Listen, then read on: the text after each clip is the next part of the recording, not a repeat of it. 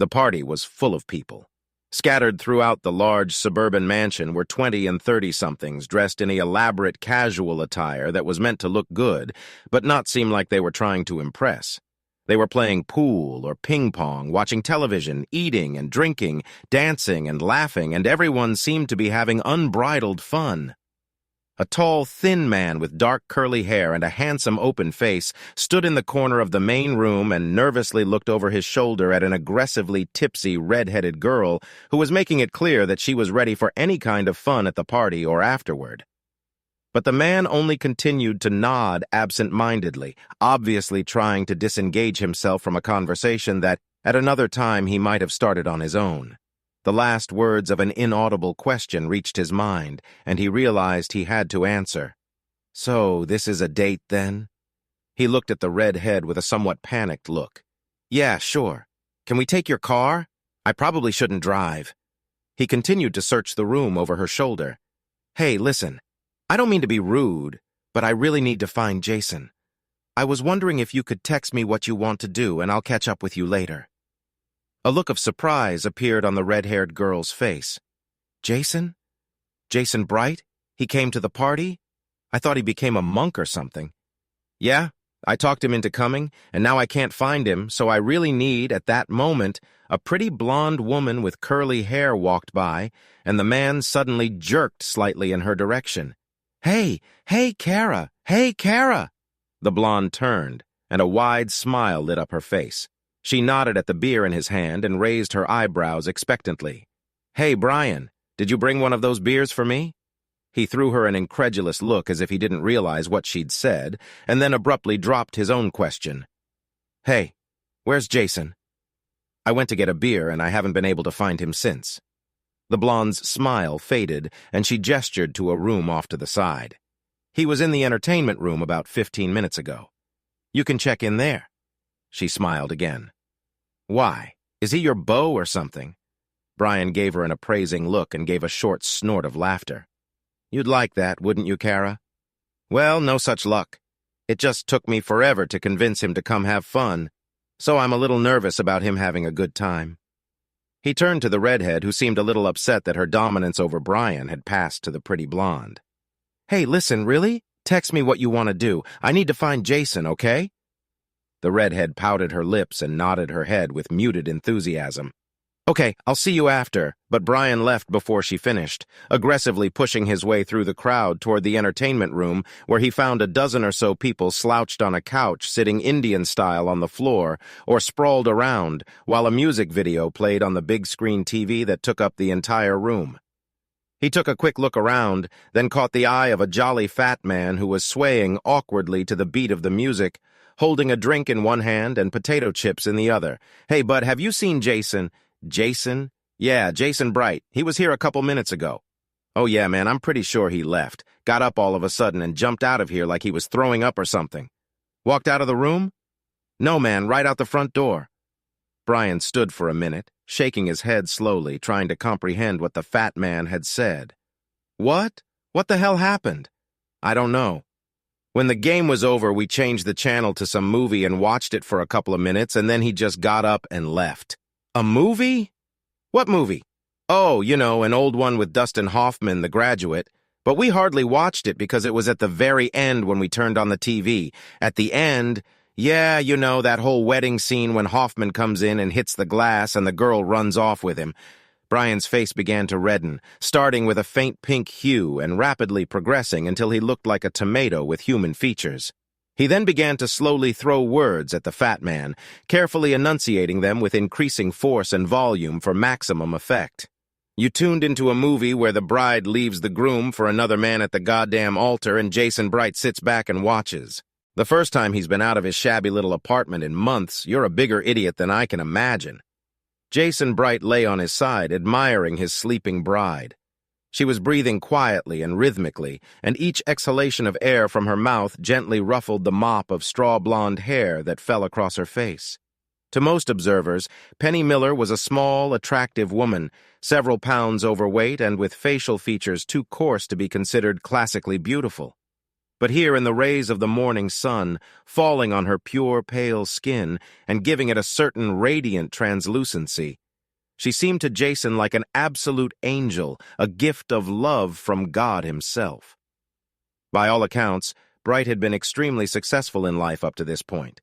He had done well in high school, excelling in sports and academics, graduating with top grades, and then earning near-perfect grades in a double major in finance and statistics before becoming an economics major at the Chicago Business School.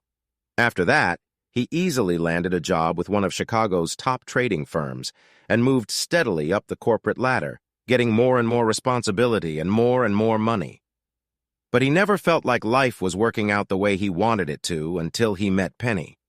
And that was because despite all his success in business and sports, he'd never had anything resembling a satisfying romantic relationship.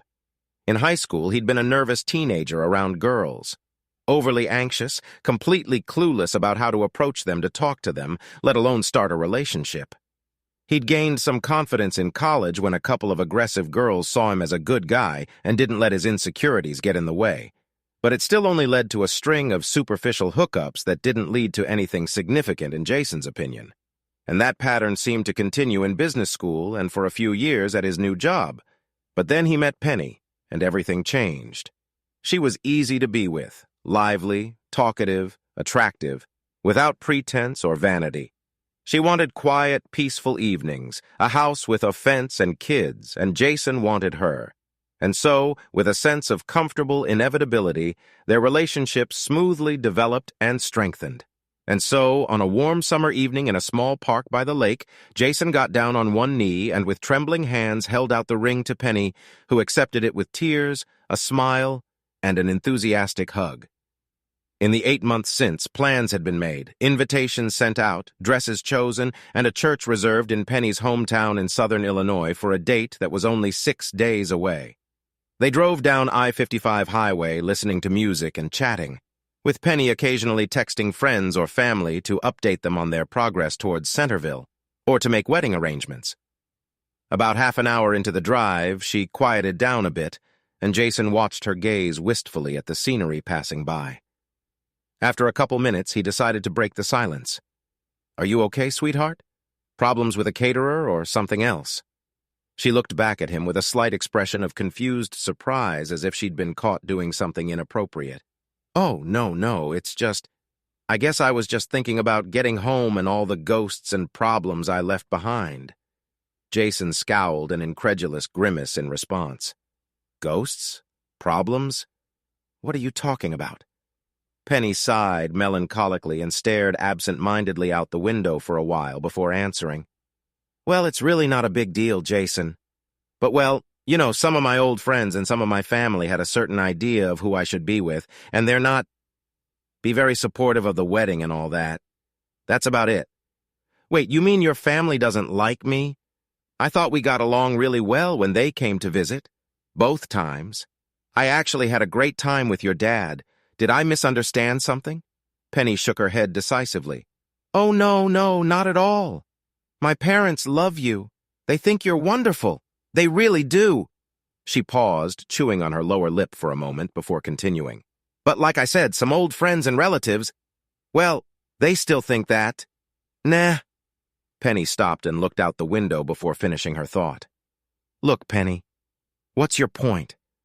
You seem to think I should know what the problem is, but I really have no idea what the hell you're talking about." Penny let out an intermittent sigh. "Look, Jason, this is about Kenny." Jason glanced at Penny, then shifted his gaze back to the road. "What about him? I mean, it's been over between you two for about 5 years now, right? Why has it become an issue now? Unless you haven't told me anything."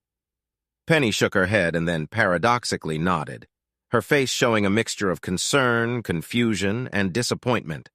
"No, well, yeah, sort of. Look, Jason, I told you everything that was important about me and Kenny, that we got really serious in high school, that we were going to get married, and that it just didn't work out." Penny paused, chewing her lip again, a look of uncertainty back on her face. Jason shrugged and raised his eyebrows in an expectant gesture before Penny continued again. "To tell you the truth, a few of my friends seem to be very interested in our, relationship. They thought about them, still do, like some kind of romantic fairy tale. And they keep pushing me to give Kenny another chance. They tell me that he's changed, that we're meant to be together and stuff like that. Jason pressed his lips together in thoughtfulness and subconsciously added speed, quickly overtaking the car in the slow lane. So what are you trying to tell me? That I have to compete with your ex a week before our wedding? Is that what you're saying? Penny clenched her hands in annoyance and pressed them to her eyes. No, it's not. That's not what I'm trying to tell you at all. She lowered her hands and looked at Jason seriously, waiting for him to take his eyes off the road and look at her before starting again. It's just some of them. A few friends, especially Teresa. Might try to, I don't know, try to push us together or treat you badly or something, and I just wanted you to be prepared, that's all. Teresa?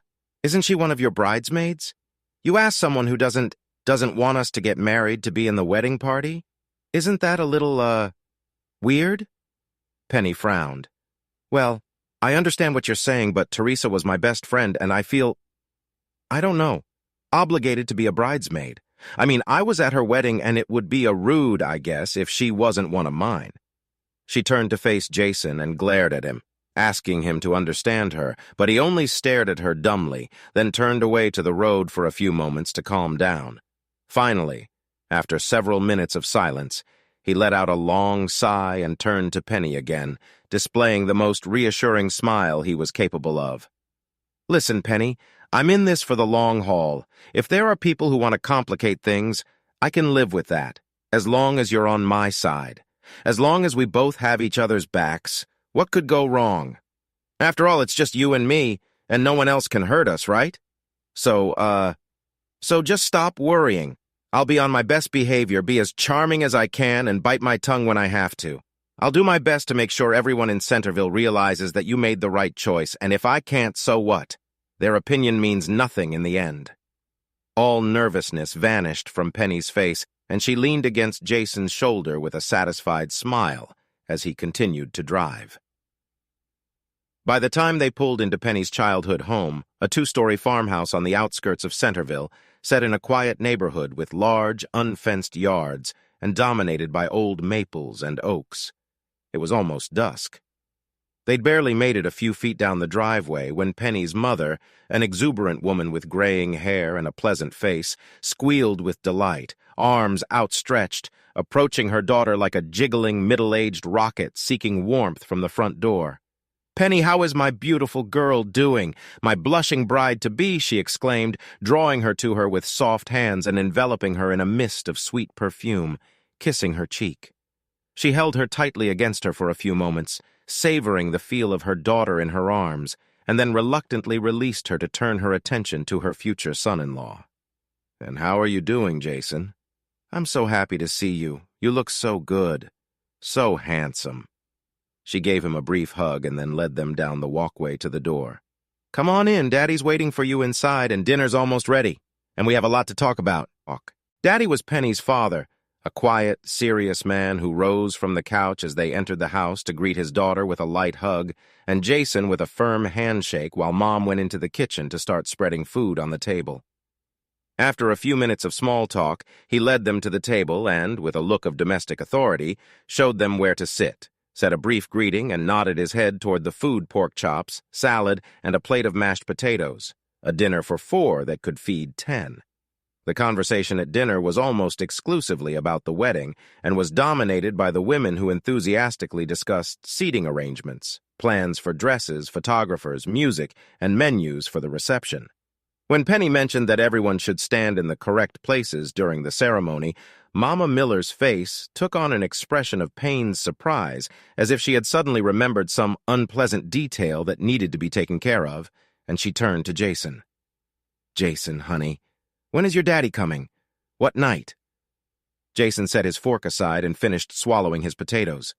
"I'm pretty sure he's flying into St. Louis Thursday afternoon, so he should be here by Thursday night for the rehearsal dinner." Mom's face suddenly darkened and looked like she was about to cry, and her voice took on a tinge of extreme distress. "Oh, Jason, I'm so sorry. I was afraid of this. Oh, no. Oh, God." Her words grew softer and softer as she spoke until they became a faint whisper and then disappeared altogether. Jason looked at Penny for a clue as to how to respond, but she only shrugged, so he turned to Mama Miller again and tried to catch her gaze, furrowing his brow in sympathy. "Look, whatever the problem is, I don't think it's going to be a big one. I'm sure it'll be fine. Just tell me what's wrong." The older woman shook her head and put a hand to her mouth to hide the wrinkle on her chin that always appeared before she cried, and took a few moments to calm down before answering Jason. "They told me last week that there was a mix-up and the country club wouldn't be open on Thursday. So I told them we could reschedule the rehearsal dinner for Wednesday. Clarice decided that would be fine, too, made some calls and rescheduled the party for Thursday." Jason felt so relieved at the triviality of the problem that he even laughed out loud, then reached across the table to stroke her arm and began to comfort her. "It's not a problem at all. My dad prefers to stay away from public gatherings so he won't mind, and I'm sure the photographer and the stewards will tell him where to stand or sit on Saturday. Really, it'll be fine." Penny's mom took a deep breath and let out a quiet sigh of relief. "Are you sure, Jason? I don't want anyone to feel left out. Oh, I'm very sure. Very. He'll be fine." He gave her the most conciliatory, reassuring smile. "But what kind of or what parties on Thursday are you talking about? I don't remember any party." He looked back and forth between Penny and her mom for clarification. "Well, a bachelor and bachelorette party, of course. Isn't your best man? Your friend Brian, is he? Didn't he have a party plan?" "Yes, I think he did." "I told him to keep it low-key. Nothing flashy. I'm not a big drinker, and I wouldn't want to throw a big send-off. But even if I did, most of my friends won't show up until Saturday for the wedding, so I didn't think it would be a bachelor party. Just a little get-together." Jason absent-mindedly rubbed his chin and looked at Penny, then back at her mom. "I hadn't thought about it, but I guess Penny's having a bachelorette party?" Mom glared again. "Yes. Teresa's taking care of that, and she's really, really excited. I think you guys are going to have a lot of fun. Becky and Bob will be there, Susie and her husband, and of course, Teresa and Tim, and lots more, I understand. All your old high school friends want to see you." Jason smiled at Mrs. Miller's enthusiasm and shifted his gaze carelessly to Penny. She stared woodenly at her mother, her face an uncomfortable, stiff mask with a drawn smile. A weak attempt to hide that this new event was a problem for her. Jason felt something stirring inside him. Something unsettling. The rehearsal dinner was just beginning, and Jason already felt like leaving. For 2 days, he'd felt like he'd been on display to Penny Miller's old friends, not particularly looking like the new ring she wore, subjected to admiring glances or squeals of delight, and occasional relatively hidden looks of vague disapproval, or even resentment. And this dinner only promised more of the same. The main problem was Teresa Southern, a tall, attractive woman with a somewhat regal, officious demeanor, who sat upright at the table with her heavily tipsy husband, Tim, a thick, ruddy man with slicked-back hair and lamb chops. Teresa, who'd led the cheerleading squad in high school and somehow managed to maintain her authority a decade later, was Penny's self-proclaimed best friend forever, and seemed to steer the dinner conversation like a talent contest judge, determining which topics were appropriate and which jokes were funny. Jason had met Teresa the day after arriving in Centerville, and she had been an omnipresent irritant ever since, suddenly and sometimes not so subtly, manipulating wedding plans, dinners, and general entertainment, inviting or not inviting friends to this or that event, coaxing Penny to follow her ideas about appropriate attire, speech, and company. But the most annoying and disturbing event was when Teresa dragged Kenny, the high school soccer star prom king, and Penny's former boyfriend into the social program, including dinner and a group movie the night before. Kenny was a gruff country boy with a square jaw, a smile full of bright white teeth, thick wheat-colored hair, and a murmuring, ingratiating voice. Jason had found him affable and chatty, and perhaps he might have been relatable if he hadn't been the central figure in Teresa's apparent desire to celebrate Penny's high school past without Jason. But now Kenny was sitting next to Teresa, smiling broadly, shaking his head and giggling at every story resurrected from the group's collective history, and they all involved him and Penny, and it had become almost unbearable. So he chewed his chicken slowly as he listened to yet another story being retold in an almost feverish tone by the petite shawl from Penny's school days sitting next to Teresa. The current memory concerned a chapter of an old, apparently epic romance between Penny and Kenny. This time, the story of Kenny hiring a horse and a baby carriage to take Penny to prom in style. Penny blushed. Kenny glowed with delight, and Jason felt a vague, growing sense of nausea, threatening to send some of the rubberized chicken back into his plate. Oh, and Penny was wearing that old-fashioned hooped dress. Remember? She was just gorgeous. She fluttered and twirled on the dance floor like she'd just come off the set of Gone with the Wind. She paused, almost out of breath, swallowing nervously, looking around the table, obviously making sure the group approved of the story before continuing, her voice even higher than before. And Kenny, he was wearing an old-style black tuxedo and a hat, and dancing this old waltz or something after they were announced king and queen. Teresa nodded toward Penny and gestured at her with her fork, smiling sentimentally. "No one ever looked prettier or happier than you that night, girl." She looked back and forth between Penny and Kenny. "You two were gorgeous." The other women at the table shouted in agreement. Penny blushed nervously, and Kenny glared. And for once he had nothing to add to the growing cacophony of voices, describing the different perspectives on that particular dance on that particular prom night. By then, Jason was completely lost in his own thoughts, trying his best to disengage himself from the ongoing conversation to maintain some sense of calm. He looked around the room, noticed Penny's parents at another table, and wished he'd sat with them instead of Penny's friends. For a moment he noticed the decorations and wondered why Penny had chosen green and yellow, even though her favorite color was royal blue. But then he realized that those were the Centerville High School colors Teresa had chosen. Finally, he returned his gaze to the animated faces of the men and women at his table, suddenly experiencing an overwhelming sense of isolation, an outsider at his own party. "I'm sorry, they may have gotten a little carried away." He barely heard the voice over the noise and his own detachment from the conversation. He turned to his right to meet his gaze with the speaker, a plump, freckled woman with brown, curly hair, squinted eyes, and a crooked smile. "Huh? What did you say?" She nodded across the table toward Teresa. "I'm sorry, she kind of took over everything. It's just... Well, she knows everyone here so well, and they're all so close. I don't think she wanted to cut you out of everything." Jason felt the tension subside and smiled. "Yeah, I understand that. I think I do. It's just a little hard to join her when I don't know any of the stories. And I guess I'm thinking about other things." The brunette continued to smile. "Like about your upcoming wedding?" Jason snorted with laughter. "Yeah, like, well, my name is Betsy Palmer. I don't know if you remember."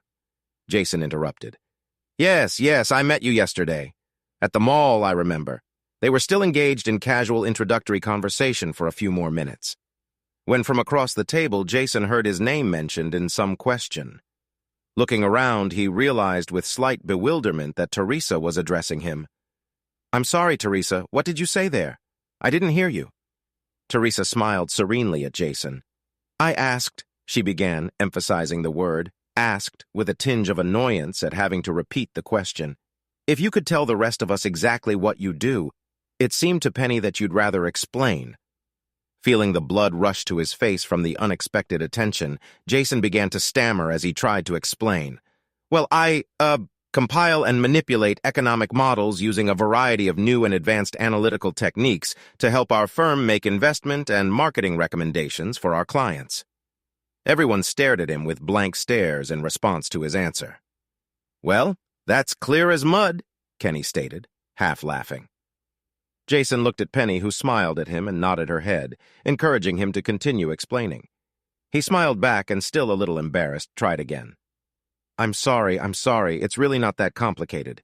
I'm just mathematically evaluating the situation to help our clients and other companies and investment institutions to figure out what to do with their products or whether they should issue stock and things like that."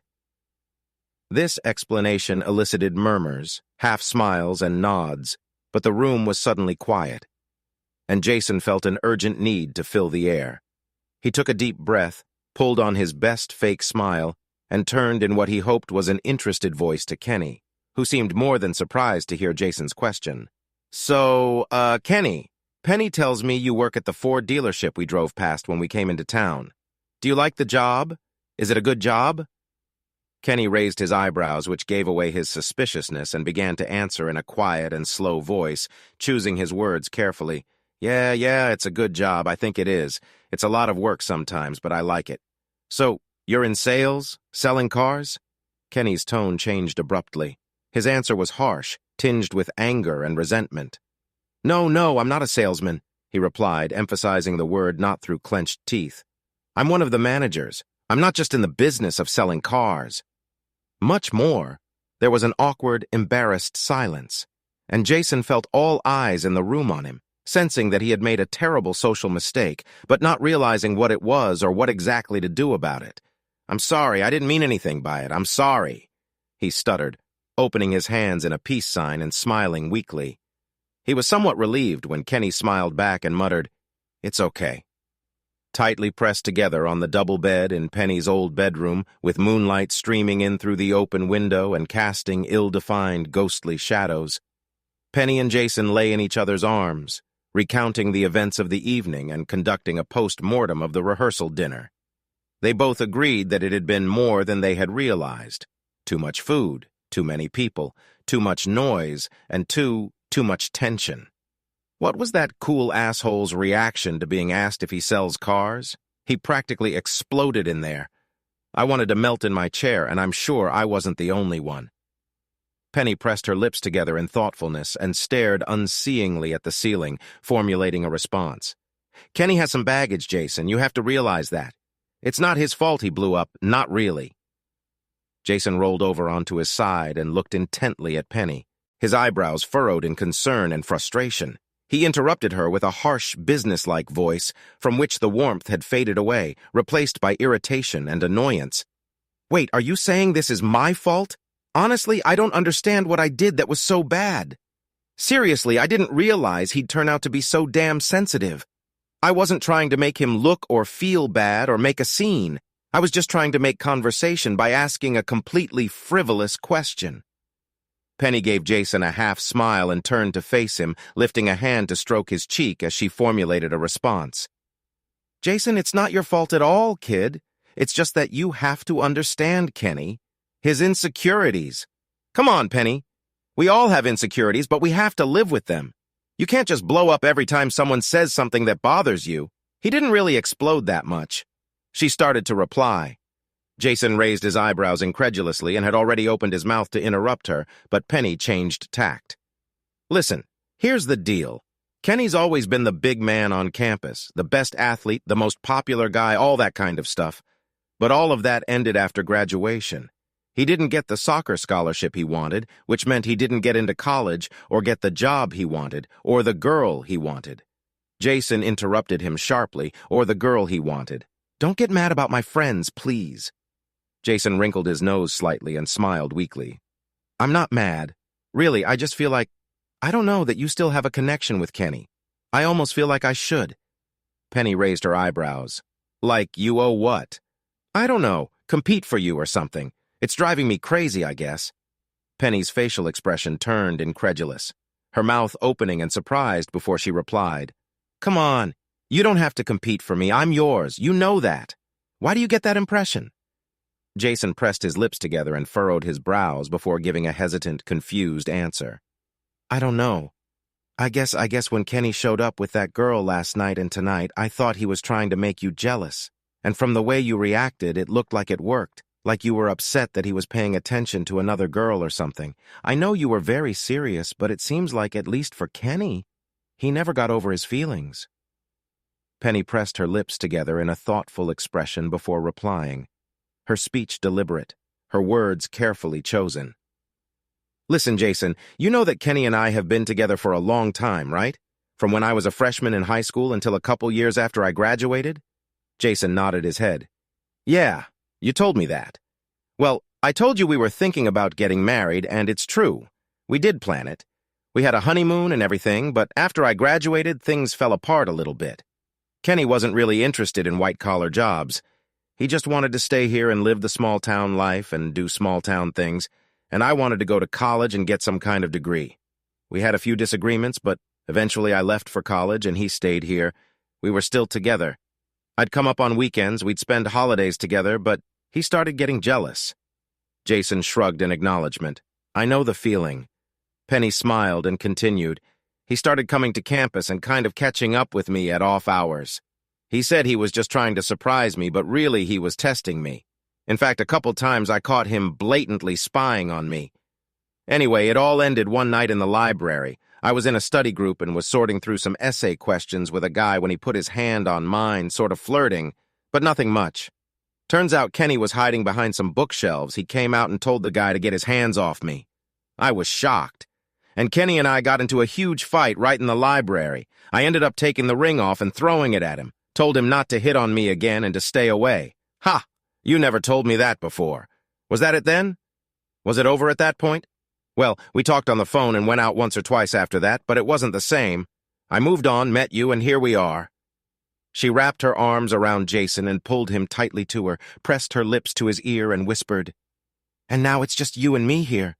Kenny's just an old friend." "Okay, baby. Okay." He felt her rhythmic breathing on his chest a few minutes later as she fell asleep, and he was left lying sleepless, staring up at the ceiling. John Raymond Bright was a stout man with a weathered face, with a square jaw, and hair the color of salt and pepper cut into a bob.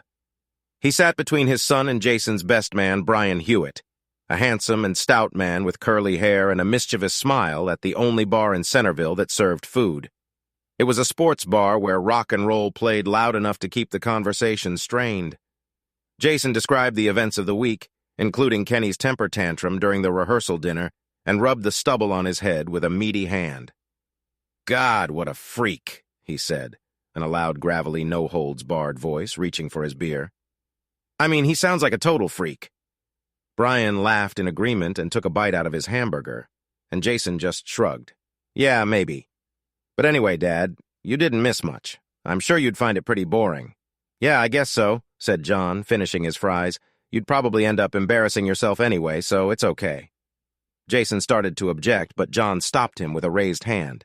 "It's okay, Jason. We both know that this," he pointed to the bar scene surrounding them, "is the best I can do." And Jason sipped his beer and swirled it around in his mouth before swallowing. "Yeah, I'm okay with that too, Dad. Better than last night anyway." John Bright looked at his son carefully, then gestured toward the bar again. "Is that all you wanted for your bachelor party?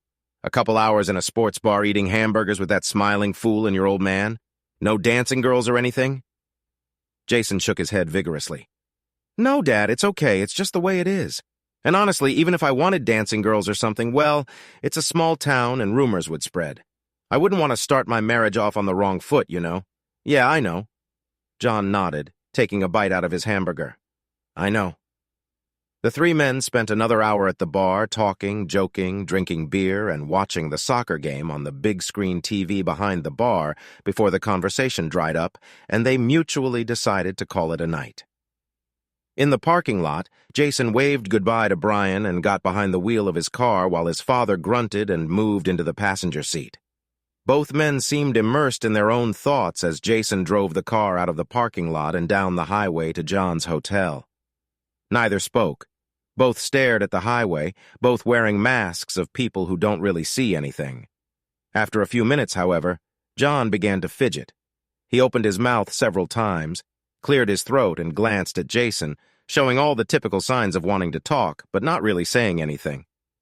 Finally, a mile or two before the hotel, John officially broke the silence. "Big day on Saturday, son. Big day. You ready?" Jason cast a brief glance at his father, then shifted his eyes back to the road. "I'm ready, Dad. Really ready. In fact, I can't wait to get married, to be a husband, to be a father. You're going to be a great son. Wonderful." John took his gaze away from his son, and his voice softened and took on an awkward tone, precisely a mumble. "Sure, sure. Much better than I was." Jason quickly looked back at his father. "Now, Dad, no, son. It's true." John raised his hand to interrupt Jason. "We both know I've been a shitty father. We both know that. Hell, your mother and I split up when you were what? 3 years old? And I barely saw you until John paused for a moment, looking away and taking a couple deep breaths. No, you had a hard time, son, when your mom was in a car accident and you stayed with me. Really hard." In the darkness, Jason could make out his father bringing his right hand up to his eyes to wipe something away. then cleared his throat and swallowed hard a few times before starting again. "So I'm happy for you, son. Damn happy you have a girl you love. Happy that I can be here to see it."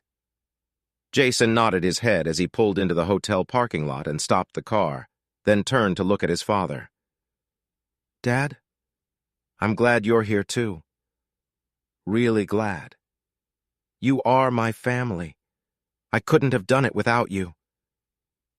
John Bright turned to face his son, and for the first time in his life, Jason saw the tears on his father's cheeks and heard his rough, gravely voice break as he spoke. "Look, son, I just want you to know how sorry I am that after your mother died, you were left with a scoundrel like me.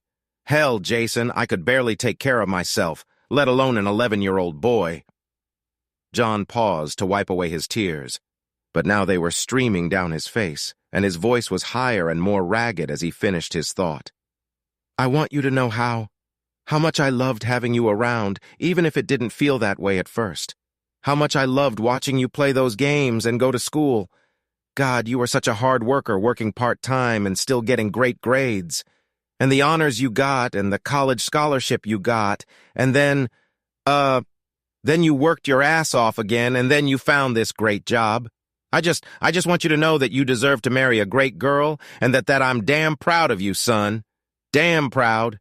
And now Jason was crying too, and both men sat in silence, each resting his right hand on the other's left shoulder and looking at each other without a shadow of discomfort, until John finally opened the door and headed across the half-lit parking lot to his motel room.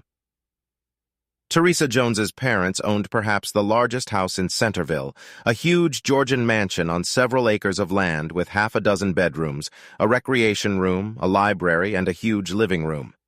That evening, the living room had been taken over by a dozen young women who were now lounging on the sofa or sitting cross-legged on the floor, giggling, telling stories, drinking wine, and squealing with delight and embarrassment as the birthday girl opened her gifts. Penny, being the bride-to-be and the celebrant, was smiling just as wide and laughing just as loudly as everyone else present. Surrounded by a pile of gifts in lingerie, she was in her element and felt at ease with her old friends. But just at that moment, a drunken request to model some of the lingerie turned into a demanding shouting match that was picked up by all the women. Penny, blushing furiously and shaking her head, did her best to talk them out of it until she realized they weren't going to be refused. With embarrassed hesitation, she took the donated linens and headed down the hall to the only bedroom on the main floor. She spread the outfits out on the bed and stroked her cheek thoughtfully, trying to decide which one would be the least humiliating, finally settling on the baby dollar that came with the see-through wrap, the most modest one possible. She took her time putting it on and examining herself from every angle in the floor-to-ceiling mirror before returning to the hallway to an anxious flock of noisy women who welcomed her back with the kind of shouts, hooting, and hollering that usually occurred in a strip club. Penny laughed nervously and, though embarrassed, tried to play her part properly, posing as attractively as possible in front of the rowdy women. Most of the women responded with laughter and applause, but Teresa, more than a little tipsy, began shouting for more. "Show us another one, Penny! Show us another one!" Not surprisingly, her request was picked up by the rest of the women, but this time Penny held firm and shook her head, trying her best to kindly refuse the women who let out a disappointed groan as she eventually retreated down the hall to the bedroom.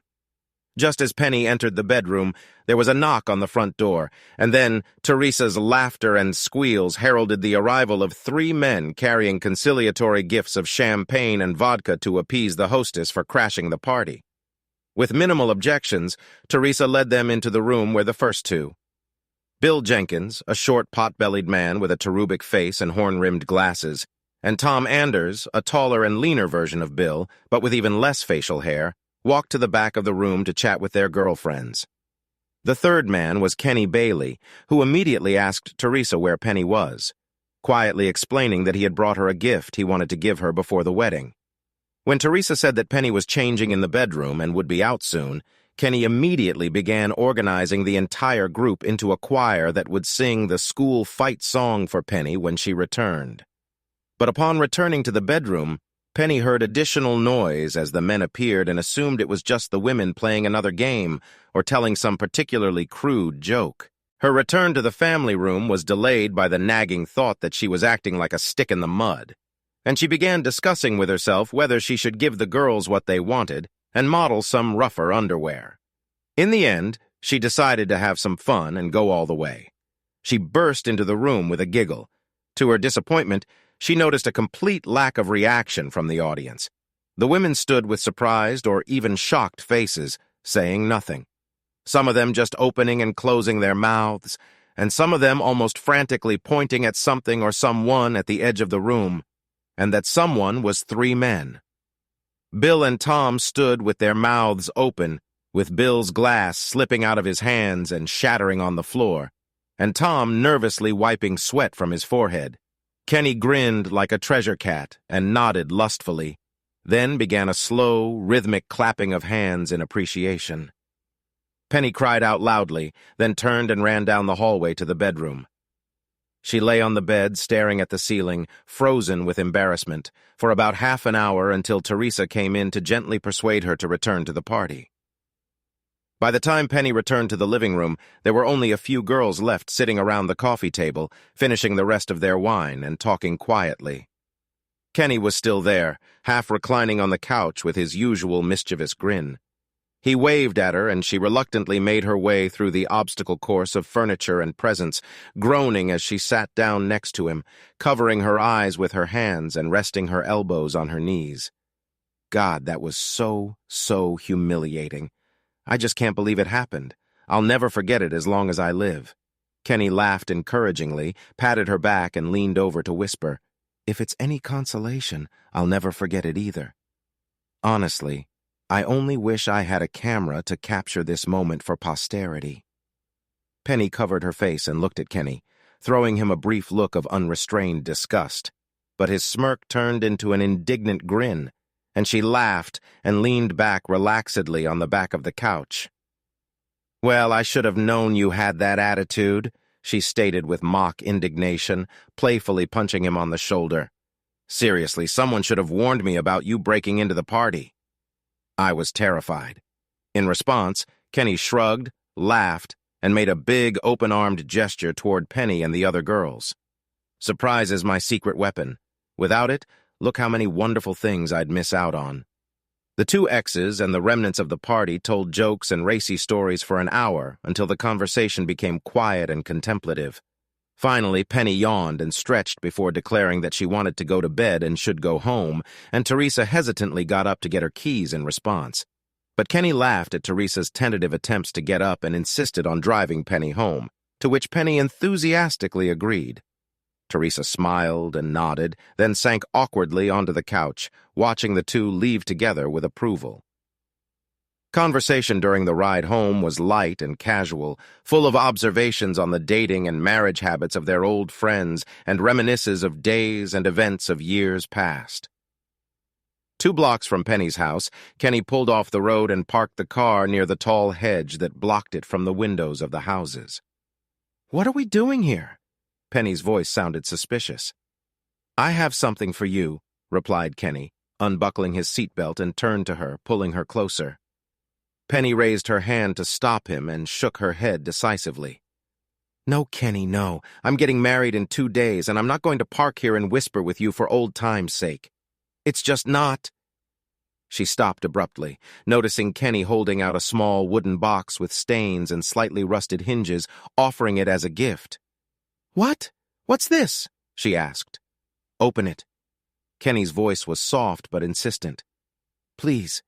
She reached out and carefully opened the box, looking at the contents and the dim light of the car with surprise. Wait, this can't be," she muttered slowly, reverently pulling out an opal pendant suspended on a thin gold chain, and her face colored with surprise and joy. How? I dived for it many times but could never find it. Then I ordered the pond drained and searched for it in the mud until I found it. When 2 years ago in the summer, Penny began awkwardly working the clasp, trembling fingers, careful not to damage the fragile metal. Opening it, she held the necklace out in front of her, admiring it fondly in the dim light. "Why? Why have you waited until now?" Her voice was so distant, breathy, like a little girl seeing magic for the first time. I had this crazy idea that somehow we'd see each other. And maybe, I don't know, maybe get back together. So I was saving it for that moment. But well, you got engaged, and that put an end to those plans, so I figured I could give it to you now before you got married. Penny lifted the chain around her neck and tried to fast in the clasp. There you are, he said softly. Thank you. She breathed heavily, holding the pendant with her right hand as if it held life itself. I love you. I've always loved you. No, you haven't. I'm getting married, Kenny. I'm getting married in 2 days, and I can't do this. She reached behind her back, opened the door awkwardly, and tumbled out of the car, falling to the ground.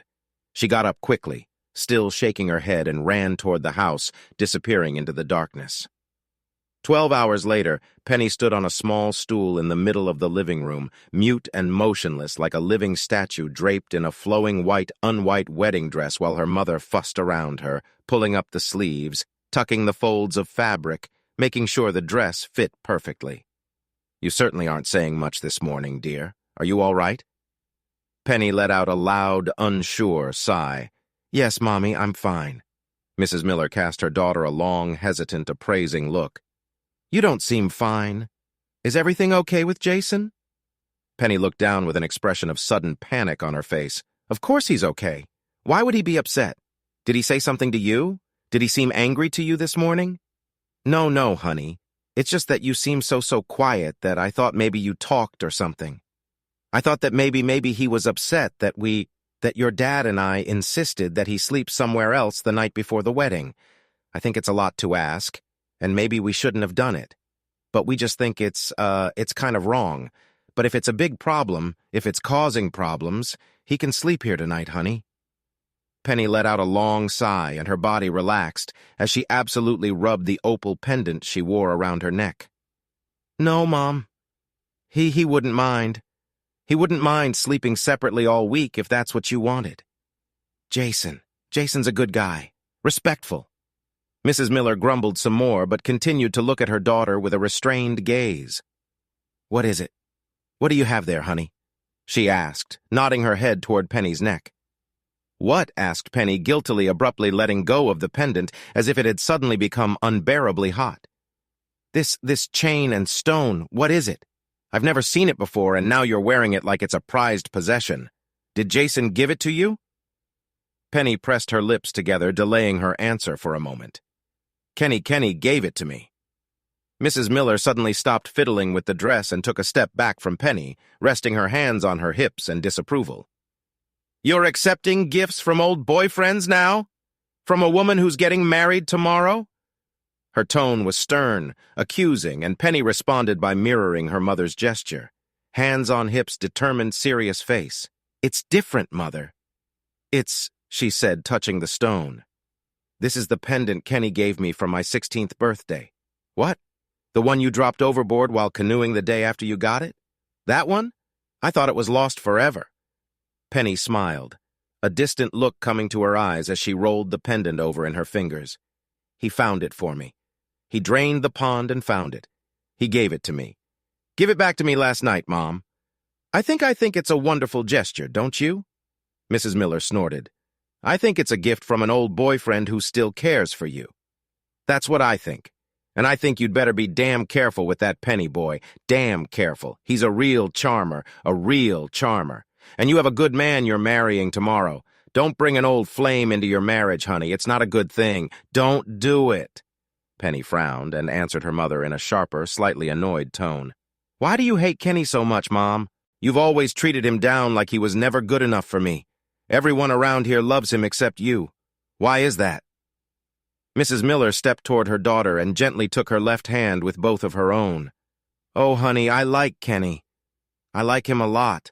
And I wouldn't mind you being with him if that's what you really wanted. All I want is your happiness, honey, that's all. And if you wanted to marry Kenny, that would be fine. But I have to tell you, I've always been worried about him. Worried that he didn't have the same goals in life that you do. He's a charmer, like I said, a boy who can create a great romantic scene for a night or a moment. But he doesn't have the ambition to do the day-to-day work of making a comfortable life for his family. Penny frowned. Is that why you marry someone, Mom? If he can make you comfortable? Is that why you married Daddy? Mrs. Miller smiled. No, honey. I married your father because I love him, and he loves me. But one of the reasons I love him is because he takes care of me every day. He works hard for me and gives me the life I want. If Kenny was what you wanted, him and the life he would provide for you, then everything would be fine, just fine. But I have to say, I'm glad you have Jason. He's a good man who will take care of you. He'll make you happy for a long time. Penny nodded and shrugged. I know that, Mom. He's a wonderful man and I love him. It's just that I guess I've always had feelings for Kenny and, well, being at home with him right now, it's kind of freaking me out. You know, it's hard to completely bury an old relationship. Mrs. Miller looked at Penny with sympathy and concern. I understand, baby, I do. But you need to get your head in order. You're getting married tomorrow, dear. You're marrying a fine young man who deserves the very best. Remember that. Penny nodded absent-mindedly in agreement as she continued to absent-mindedly run her fingers over the pendant. That night, Penny had been lying in bed for over an hour, staring at the shadows cast by the dim light of the moon when she first heard the music. At first it was so quiet that she couldn't tell where it was coming from. But as it grew stronger, a strange realization came to her that the music was coming from outside her bedroom. She carefully got out of bed and shuffled over to the window, where she saw a group of 5 musicians gathered on the lawn. 2 guitarists, a bassist, and a clarinetist playing an uneven, out-of-tune version of Elvis's hit, I Can't Help Falling in Love with You. She half expected her friends to pull some kind of pre-wedding prank and laughed as she opened the window to chase the band away. But as she poked her head out into the night air, there was some movement to her right. She turned, and in the dim light was able to make out the figure of Kenny sitting cross-legged on the roof above the porch, just a little away from the window. He smiled broadly and began humming the words of the song along with the band. Penny froze in place, seemingly unable to move or speak, listening with her mouth open to Kenny's surprised declaration of love when she heard her father call out to her through the bedroom door. Hey, Penny, what's that noise? Is something going on in there? Penny jerked away from the window and yelled through the door. No, Dad, it's just a prank. Some guys playing music on the lawn, that's all. Well, the hell with them. It's past midnight, damn it. I'll go over there and chase them away. The realization that her father might see Kenny on the roof threw her into a panic, so she stuck her head back out the window and told him to hide. Where? He asked, spreading his arms out in a questioning gesture. Seeing no reasonable place to hide and realizing that the path back to the lawn was winding enough that he would surely be on the lawn, the moment her father opened the front door, Penny turned to Kenny, gritted her teeth, and headed towards her bedroom, hissing softly. Quick, come here, hurry up. Kenny responded readily and smiled, climbing through the window and closing it softly behind him before turning to face Penny. Hi, Penny. Funny to meet you here, he said with a plum. She tried to keep a stern, disgruntled, indignant expression on her face, but his greeting completely disarmed her, and she could only laugh before sitting down on the bed and shaking her head. God, Kenny, you're going to get me in so much trouble. Kenny leaned back carelessly next to her, still smiling, leaning back against the headboard of the bed and clasping his hands behind his head. With an angel face like that, you can get out of any mess, baby, any kind of trouble. You're such an asshole, Kenny. I wouldn't say that, baby. You know I mean it. He nodded his head and raised his eyebrows for emphasis, then his eyes caught the pendant around her neck and he gestured at it. You're wearing an opal. Penny lifted it with her hand and looked down at it, then returned her gaze to Kenny. Yes, I do wear one. It's a very sweet gesture, a lovely gesture for a friend, Kenny. Thank you very much. Is that what we are, Pen? Friends. Because the truth is, I feel differently about you. What I said last night, I meant it. I love you, Penny, he said in a husky, huffing voice. I love you too, she replied. When Penny awoke, she was greeted by the soft snoring of Kenny Bailey lying on his side and her mother's voice coming through the doorway. Penny, darling, it's time for you to get up, honey. It's getting late. Penny, in a sudden panic, slapped Kenny's shoulders several times to wake him up, and then quickly covered his mouth with her hands as he spoke, gesturing frantically toward the bedroom door and his mother's voice. Penny, did you hear me? Yes, Mom. I'll be right out. Honey, I have your dress here. Let me get it and put it on your bed so you can put it on when you're ready. Wait, Mom! Penny practically screamed, jumping up from the bed and heading for the door, picking up her nightgown and wrapping it around her torso. Don't come in. I've got really bad gas. I think don't. Her mother's voice took on an incredulous tinge as she started to open the door. What? Don't be silly. I'll just come in. Put the dress on your bed and no, Mom, Penny shouted, slamming her shoulder against the door to keep it from opening fully, and then came face to face with her stunned mother, who was still standing in the hallway, blocking the way into the bedroom of her clearly disturbed daughter, who seemed to be mumbling something incoherently. Seriously, Mom, it's just really bad in here. Really bad I can barely stand it myself, and, well, it's just so weirdly awkward, you know, and I'm going to go downstairs now and I can put my dress on. During her incoherent monologue, Penny glanced back and forth at Kenny, who was silently rummaging around the room, gathering his shirt and underwear, but unable to find his pants. Penny angrily ordered him to leave, and Kenny ended up swinging open the window and practically jumping out through it, leaping from the roof onto the lawn below, fleeing the house in the neighborhood in just his boxer shorts. During his escape, Penny managed to maintain her odd conversation by constantly referring to the relatively toxic atmosphere she had created in her bedroom, essentially forcing her mother to stay in the hallway until she was sure Kenny had safely left the room. At that moment, the tone of her voice changed, and she opened the door abruptly, inviting her mother in. Okay, Mom, if you insist you can come in, but I warned you.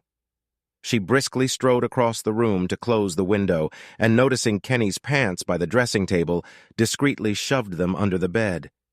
Meanwhile, her completely confused mother slowly crept into the room, sniffing the air cautiously before allowing herself to take a deep breath. Penny, I don't know what you're talking about. It smells wonderful in here. Penny smiled nervously at her mother. Really? I think it smells awful. It must be the nervous tension of the wedding day. Yeah, I guess so, said her mother with vague concern. Penny sat in a stiff, upholstered straight-back chair in the preparation room, adjoining the chapel. Her immaculate wedding dress flowed around her in perfect white waves. Her hair was arranged in elegant romantic ringlets. Her hands were folded in her lap, and she was staring blankly out the window. At that moment, she heard the sound of the door opening and the quiet sound of footsteps on the carpet. Please, I'd like to be alone for a few minutes, stated Penny, not checking to see who had come in. And then her mother's voice reached her, soft and gentle, loving and kind. It's me, Penny. Mrs. Miller sat quietly in the chair across from her, looking intently at her daughter, a look of pain and sympathy on her face. In her hands, she held Kenny's neatly folded jeans in his wallet. Penny, honey, she said, picking up the jeans, I found them under your bed. Do you want to talk about it? Penny stared at them dumbly for a while, then burst into tears. Oh my God, Mom, what? What am I going to do? I don't know what to do. Penny's mom put her jeans on the floor, pulled her chair closer to Penny, and took both of her hands, gazing intently into her face as she spoke. Penny, honey, what do you want, sweetheart? Who do you want? Because that's all that matters. It's hard for me to say what I want. I feel like I'm at war with myself, Mom. When I'm with Jason, everything feels right. Everything about him is so perfect. But Kenny has taken over my heart, and I can't let him go. Penny bit her lip, her worried expression darkening even more, and fresh tears drew new paths on her makeup. Oh, Mom, this is just going to kill Jason. How do I do this? Mrs. Miller reached up and brushed a tear from Penny's cheek, looking at her daughter with love and concern. Well, honey, I don't know exactly what to tell you, but I know you can do it. And no matter what, you know you have my support and my love and my blessing, if that matters. Jason Bright stood in the groom's preparation room, barely overcoming his excitement to stand still, while Brian Hewitt carefully adjusted his tuxedo, brushed off the lint, adjusted his tie, and made sure the groom was absolutely flawless. While Brian was adjusting his tie, Mrs. Miller and Penny entered the room, and Jason's face broke into a wide, excited smile, which immediately turned into a mask of concern when he saw the distressed expression on Penny's face, accentuated by red eyes and tear tracks. Penny, what's wrong, honey? Are you okay? He stepped away from Brian and took 2 steps toward Penny, intending to hug her. But Penny stopped his movement with a raised hand. Jason, we need to talk, she said simply, as Mrs. Miller gestured for Brian to follow her out of the room. Of course, sweetheart, of course. Tell me, what's wrong? Penny shook her head slightly and turned away from Jason, fresh tears appearing in her eyes. Without turning around, she spoke again, quietly, hesitantly, in a voice full of pain and regret. Jason, I have bad news, very bad news, and I don't know exactly how, honey, whatever it is, it's going to be okay. Jason started to say, taking a step forward. But Penny raised her hand again and moved her gaze straight to him, now looking him straight in the eye. Please, Jason, let me finish, because this really isn't going to be good. Penny swallowed hard twice, looked away and then back at Jason before starting again. Jason, I can't marry you. I'm sorry. I love you and I know you love me, but I just can't do it. Her voice was devoid of emotion, becoming almost robotic, as if it was the only way she could get her point across without breaking down. Jason shook his head and faked a smile that should have been reassuring, but the fear and vulnerability behind it only made his heart ache more. Penny, honey, if you're getting cold feet, I understand. We can put this off. We can take our time and... Penny shook her head violently, hot tears streaming down her face, which had taken on a determined look. No, Jason, no, I can't marry you now. I can't marry you ever. It would be a mistake for both of us. I can't be your wife, Jason. I just can't. I'm so sorry. Jason spread his hands in a pleading gesture and took another step forward. But Penny, he started to say, but she only sobbed, taking off her wedding ring and handing it to Jason with a trembling hand. And then, gasping in pain, she turned away from him abruptly and stumbled out of the room, tripping over her dress. John Bright was standing in the foyer of the church, not far from the chapel when the pandemonium began. He saw Penny's mother come out of one of the preparation rooms with Brian Hewitt and say something earnest, her somber face not in keeping with what he expected to see from the mother of the bride on her wedding day. While she was talking, several women managed to sneak up and overhear their conversation until they apparently caught the gist of it, at which point they began thrashing around the church to set off a chain reaction of gossip. Soon, both men and women were animatedly discussing what was going on, tugging on the sleeve of any passerby to elicit more information. By this time, Brian's conversation with Mrs. Miller was almost over and had become decidedly unpleasant. Brian blushed. His nostrils flared as he gave Penny's mother some firm, final opinion, then turned and headed back to the groom's room. John took a few quick steps toward him. Hey, Brian, what's going on? Brian looked at John and shook his head in disgust. It's off, he said emphatically. The wedding's off. Wait, what? That can't be, replied John, heading with Brian to the ready room. But all his doubts about the veracity of Brian's information were dispelled when he saw his son stagger out of the room with anguish on his face. His tuxedo was disheveled. His previously perfectly combed hair was now a mess, and his eyes were wet with tears. Oh my God, son, what happened? Jason could only stare at his father and shake his head, effectively rendered speechless by the devastating news his ex-fiancée had just given him. At that moment, Kenny Bailey burst into the church without coat or tie, half-dressed in his suit pants and unbuttoned white shirt, and demanded the attention of the first small, muscular woman in a too-big formal dress who caught his eye. Where is she? The woman nodded excitedly toward the archway leading to the reception hall, and Kenny, realizing this, hurried in the same direction. John watched the scene, squinting his eyes, looked back at Brian, who had a look of disgust on his face, then at Jason, who still looked dazed and incoherent, and at the archway through which Kenny had disappeared. John's face turned red, and he began clenching and unclenching his fists, pushing his way through the crowd toward the reception hall until he reached the hall itself. There, amidst a crowd of happy, chattering spectators, Kenny knelt down in front of Penny, who, still in her wedding dress, sat in a straight-backed chair and nodded happily through dried tears, as Kenny held her hands and spoke to her with a broad, reassuring smile. Shaking with overwhelming rage, John cast a long glance at the couple and exploded. "What is this shit?" Those words caught the attention of the entire crowd, who as one turned to look at John with surprise and disgust. But their disapproval didn't faze John. "You mean to tell me that my son's heart is broken because of this loser?" He gestured at Kenny, an incredulous expression on his face. Penny began to cry again, and Kenny, gritting his teeth, began to rise. While off to the side, Penny's father quickly made his way through the crowd to John. "Look, I'm asking all of you who seem to be having so much fun here. I'm asking you if it's true that this bitch—" As soon as the word bitch left John's mouth, Penny's father unclenched his fist, and the blow came like lightning to the corner of John's mouth, causing him to stagger and take a step back. John wiped his mouth with his hand and looked at the blood before turning his attention back to Penny's father. A murderous expression frozen in his eyes, and his mouth set in a grim, bloody smile. Clenching his fists, he strode toward Mr. Miller, who, clearly surprised that his punch had had no effect on John, began to back away awkwardly. But just as John came within striking distance, Jason's voice, tired but firm and insistent, stopped him. "Dad, no, it's not worth it. It's not worth it. None of this is worth it." John looked at his suffering son, and the rage on his face melted away, leaving only a look of calm understanding.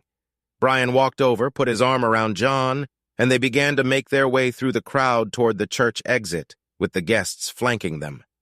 But Jason paused for a moment, looking around the hushed crowd before he stopped his gaze on Penny, agonized anticipation written all over her face. He reached into his pocket and with a smooth motion tossed the wedding ring toward Penny. It hit the tile floor with a loud clink and bounced twice before falling next to her foot. "Goodbye, Penny," he said in a voice with bitter finality, then walked out of the room like a prisoner sentenced to death. Chapter 2. 1,000 Days.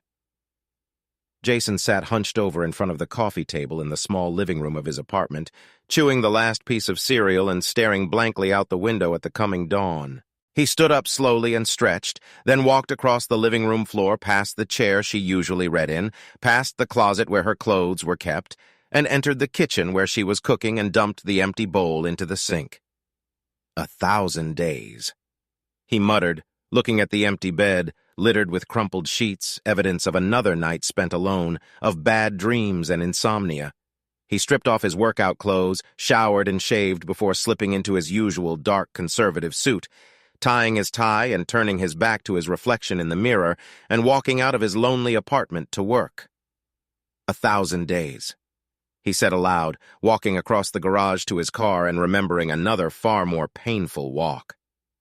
That day, after leaving church, he'd essentially staggered to the car, barely able to get to it with the help of his dad and Brian. The ride home was barely bearable. His father insisted on driving and spoke to him in the most soothing tone a gruff, exhausted man could have, trying his best to convince Jason that the world went on and that life would eventually get better. His father stayed with him for a week while Jason struggled to come back to life. First in an almost catatonic state, then incoherent, and finally in a state of sluggish depression. 1,000 days. And this is still the best part of my day. Sighing, he pulled into the Prairie Tower parking garage and nonchalantly took the elevator to the 42nd floor. He made his way to his corner office, nodded to the janitors, the only people on the floor at this time, and then sat down at his desk and turned on his computer. This place was a refuge for him. A corner office where the intellectual appeal of numbers, graphs, and models could seduce and occupy his mind just enough to chase away the memories that tormented him.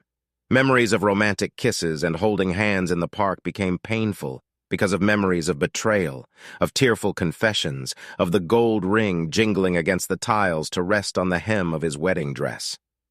At the urging of friends, he had on occasion tried to step onto dangerous ground. In particular, he had 5 dates with 5 different women. All of the dates were awkward, with forced smiles and sporadic awkward conversations, and none of them were so successful that either party even considered trying again. They all ended fairly early, even without a kiss on the cheek. After the 5th date, about 6 months later, Jason came to the conclusion that he wasn't ready to socialize with women at all, let alone date, and once again decided to seclude himself. And so he sat in his sanctuary, his office, his inviolate space that protected him from socializing with others, from the pain and hassle of human interaction, and from the dangers of forming relationships. It was the only place where he felt comfortable, where the idea of usefulness replaced companionship. But at the end of each day, the workday was over, and Jason had to go home to the TV, the computer, the books, and the empty, cold, lifeless apartment.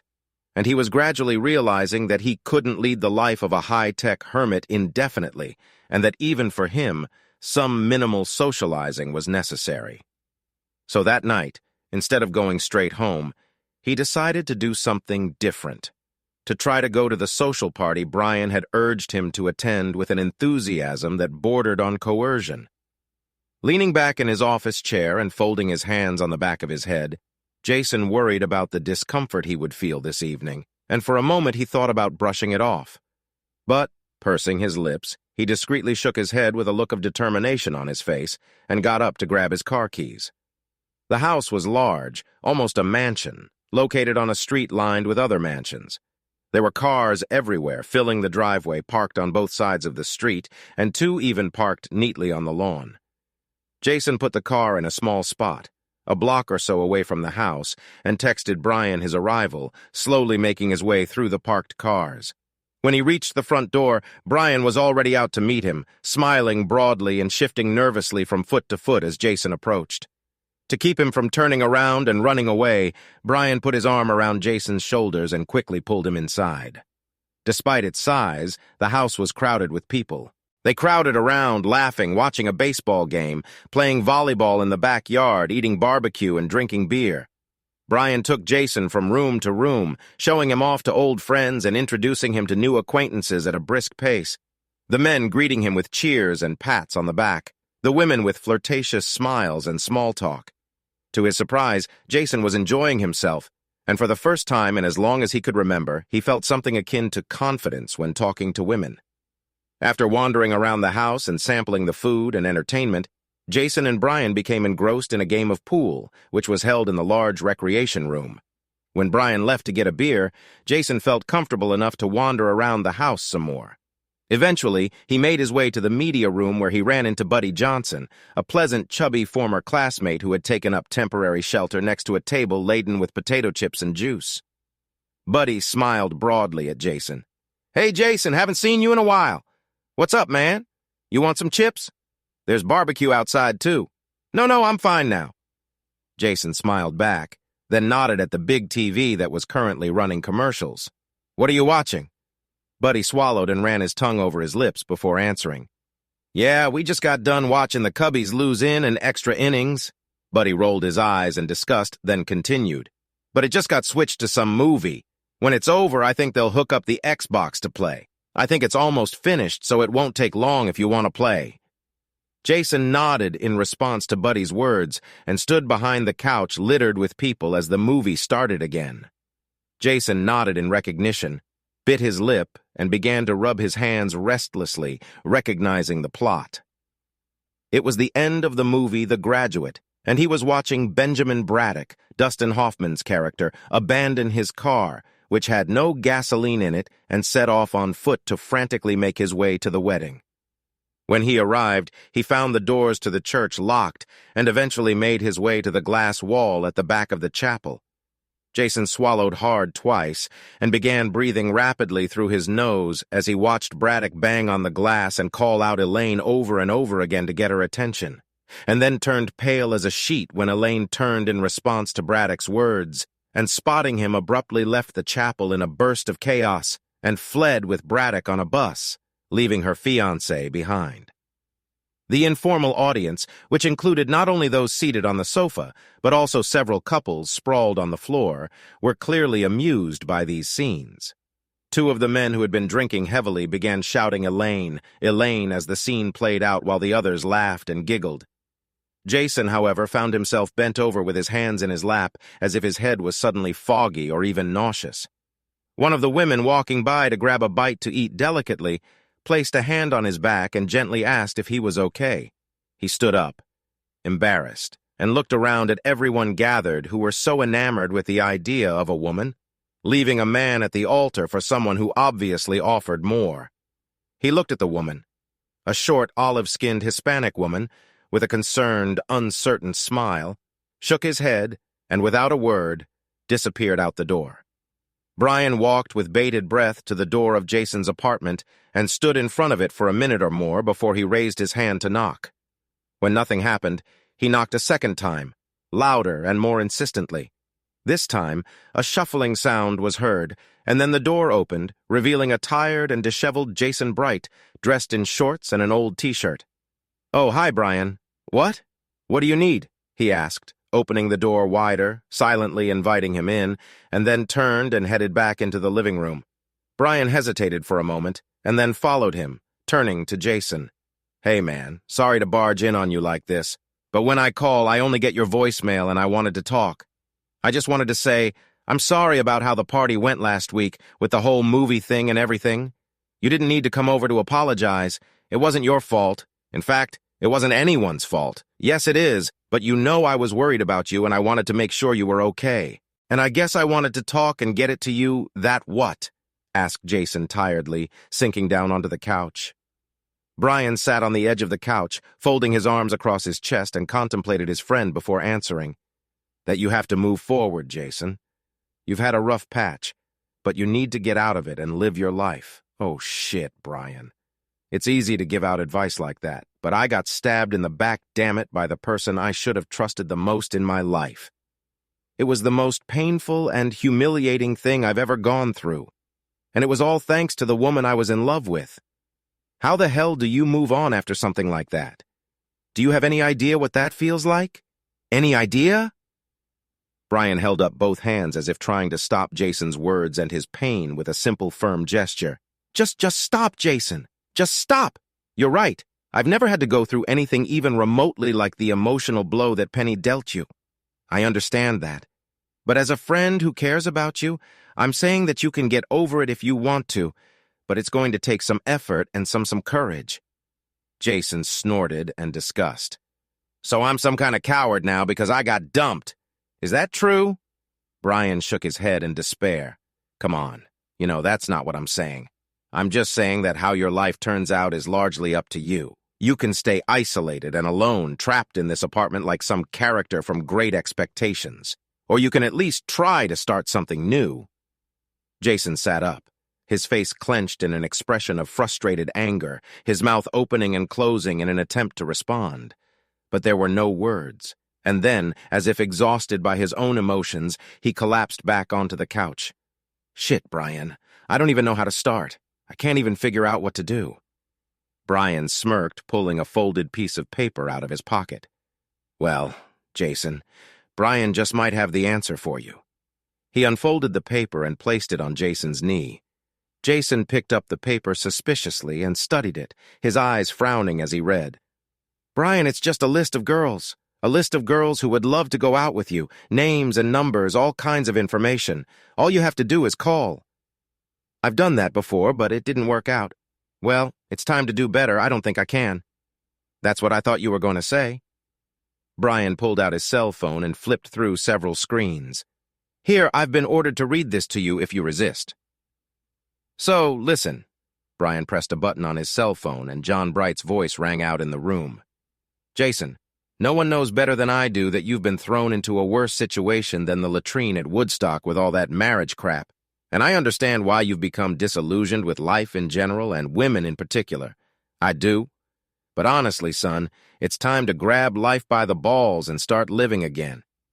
I've seen you do some amazing things, and now I'm asking or maybe insisting that you do another amazing thing. I want you to put all this crap behind you and start having fun. Smiling Brian has a list of girls he assures me are top-notch. I'm not sure if Brian has more than 3 working brain cells, but I will say this. He seems to have a knack for women. So in this case, and this case only, I want you to do what he says. You don't need to get involved in anything serious. Play the field, have fun, put your past behind you. You have too much ahead of you to live in a self-imposed prison." Jason sat on the couch with his arms folded across his chest and rocked slowly back and forth, staring blankly at the list he had placed on the coffee table in front of him. "Well?" asked Brian after a few minutes of awkward silence had passed. "What?" Jason turned around to Brian, his eyes blinking as if he had just woken up from a bright light shining in his face. Brian let out an intermittent sigh, You're going to get your act together. Ask one of these girls out and try to start a life." Jason started to nod his head. "Yeah," he interrupted him abruptly. "Or are you just going to continue this slow social suicide like this?" Brian waited with his hands folded on his hips, and Jason watched with a strangely amused expression as Brian's aggressive, defiant attitude was replaced by an incredulous surprise. Wait. What did you say? You said that you're going to ask some of these girls out? Is that what you said?" "Yeah, that's exactly what I said." Jason's voice grew sharply stronger and more convincing. "My dad's right. You're right. I have to live my life. I have to move forward." Brian's whole torso rocked back and forth in a nodding motion, and he opened his arms in a welcoming gesture, his eyebrows rising in a surprised look. "All right, then," he said, with no rational way to decide who to start with. Jason started at the top of the list. And the first woman was the roommate of one of the girls Brian was dating. She moved like a ballerina, tall, slender, and graceful, and her lustrous, straight brown hair fell over her shoulders like a silk garment.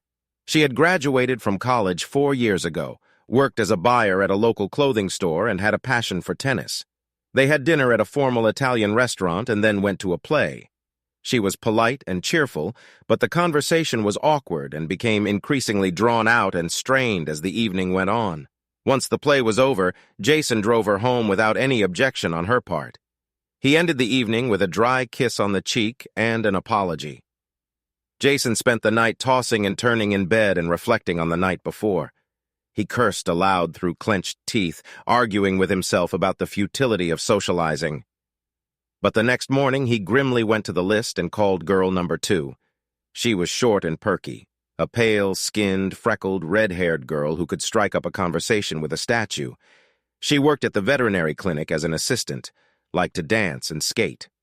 They went to a sandwich store, then a dance club, and ended the evening with coffee at a late-night diner.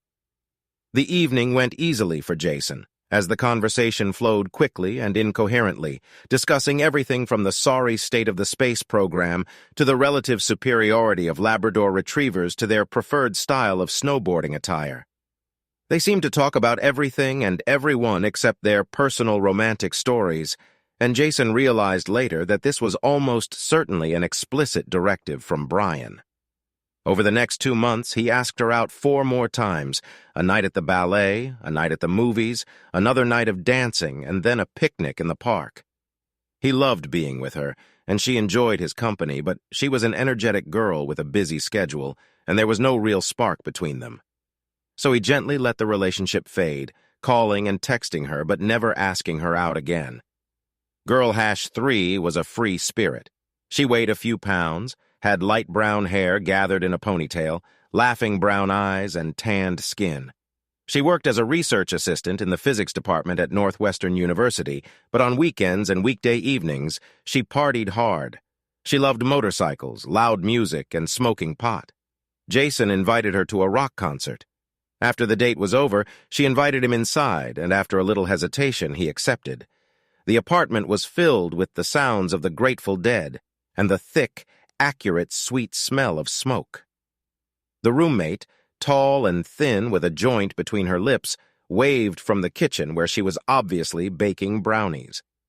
Jason settled down on the couch, relinquished his bowl of grass, and tried to act casual until he finally bowed out and drove home.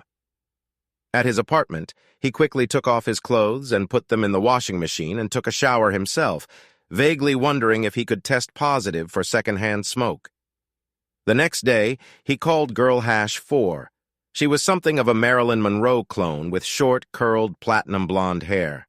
She worked as a saleswoman, still lived at home, and didn't seem to have any real interests.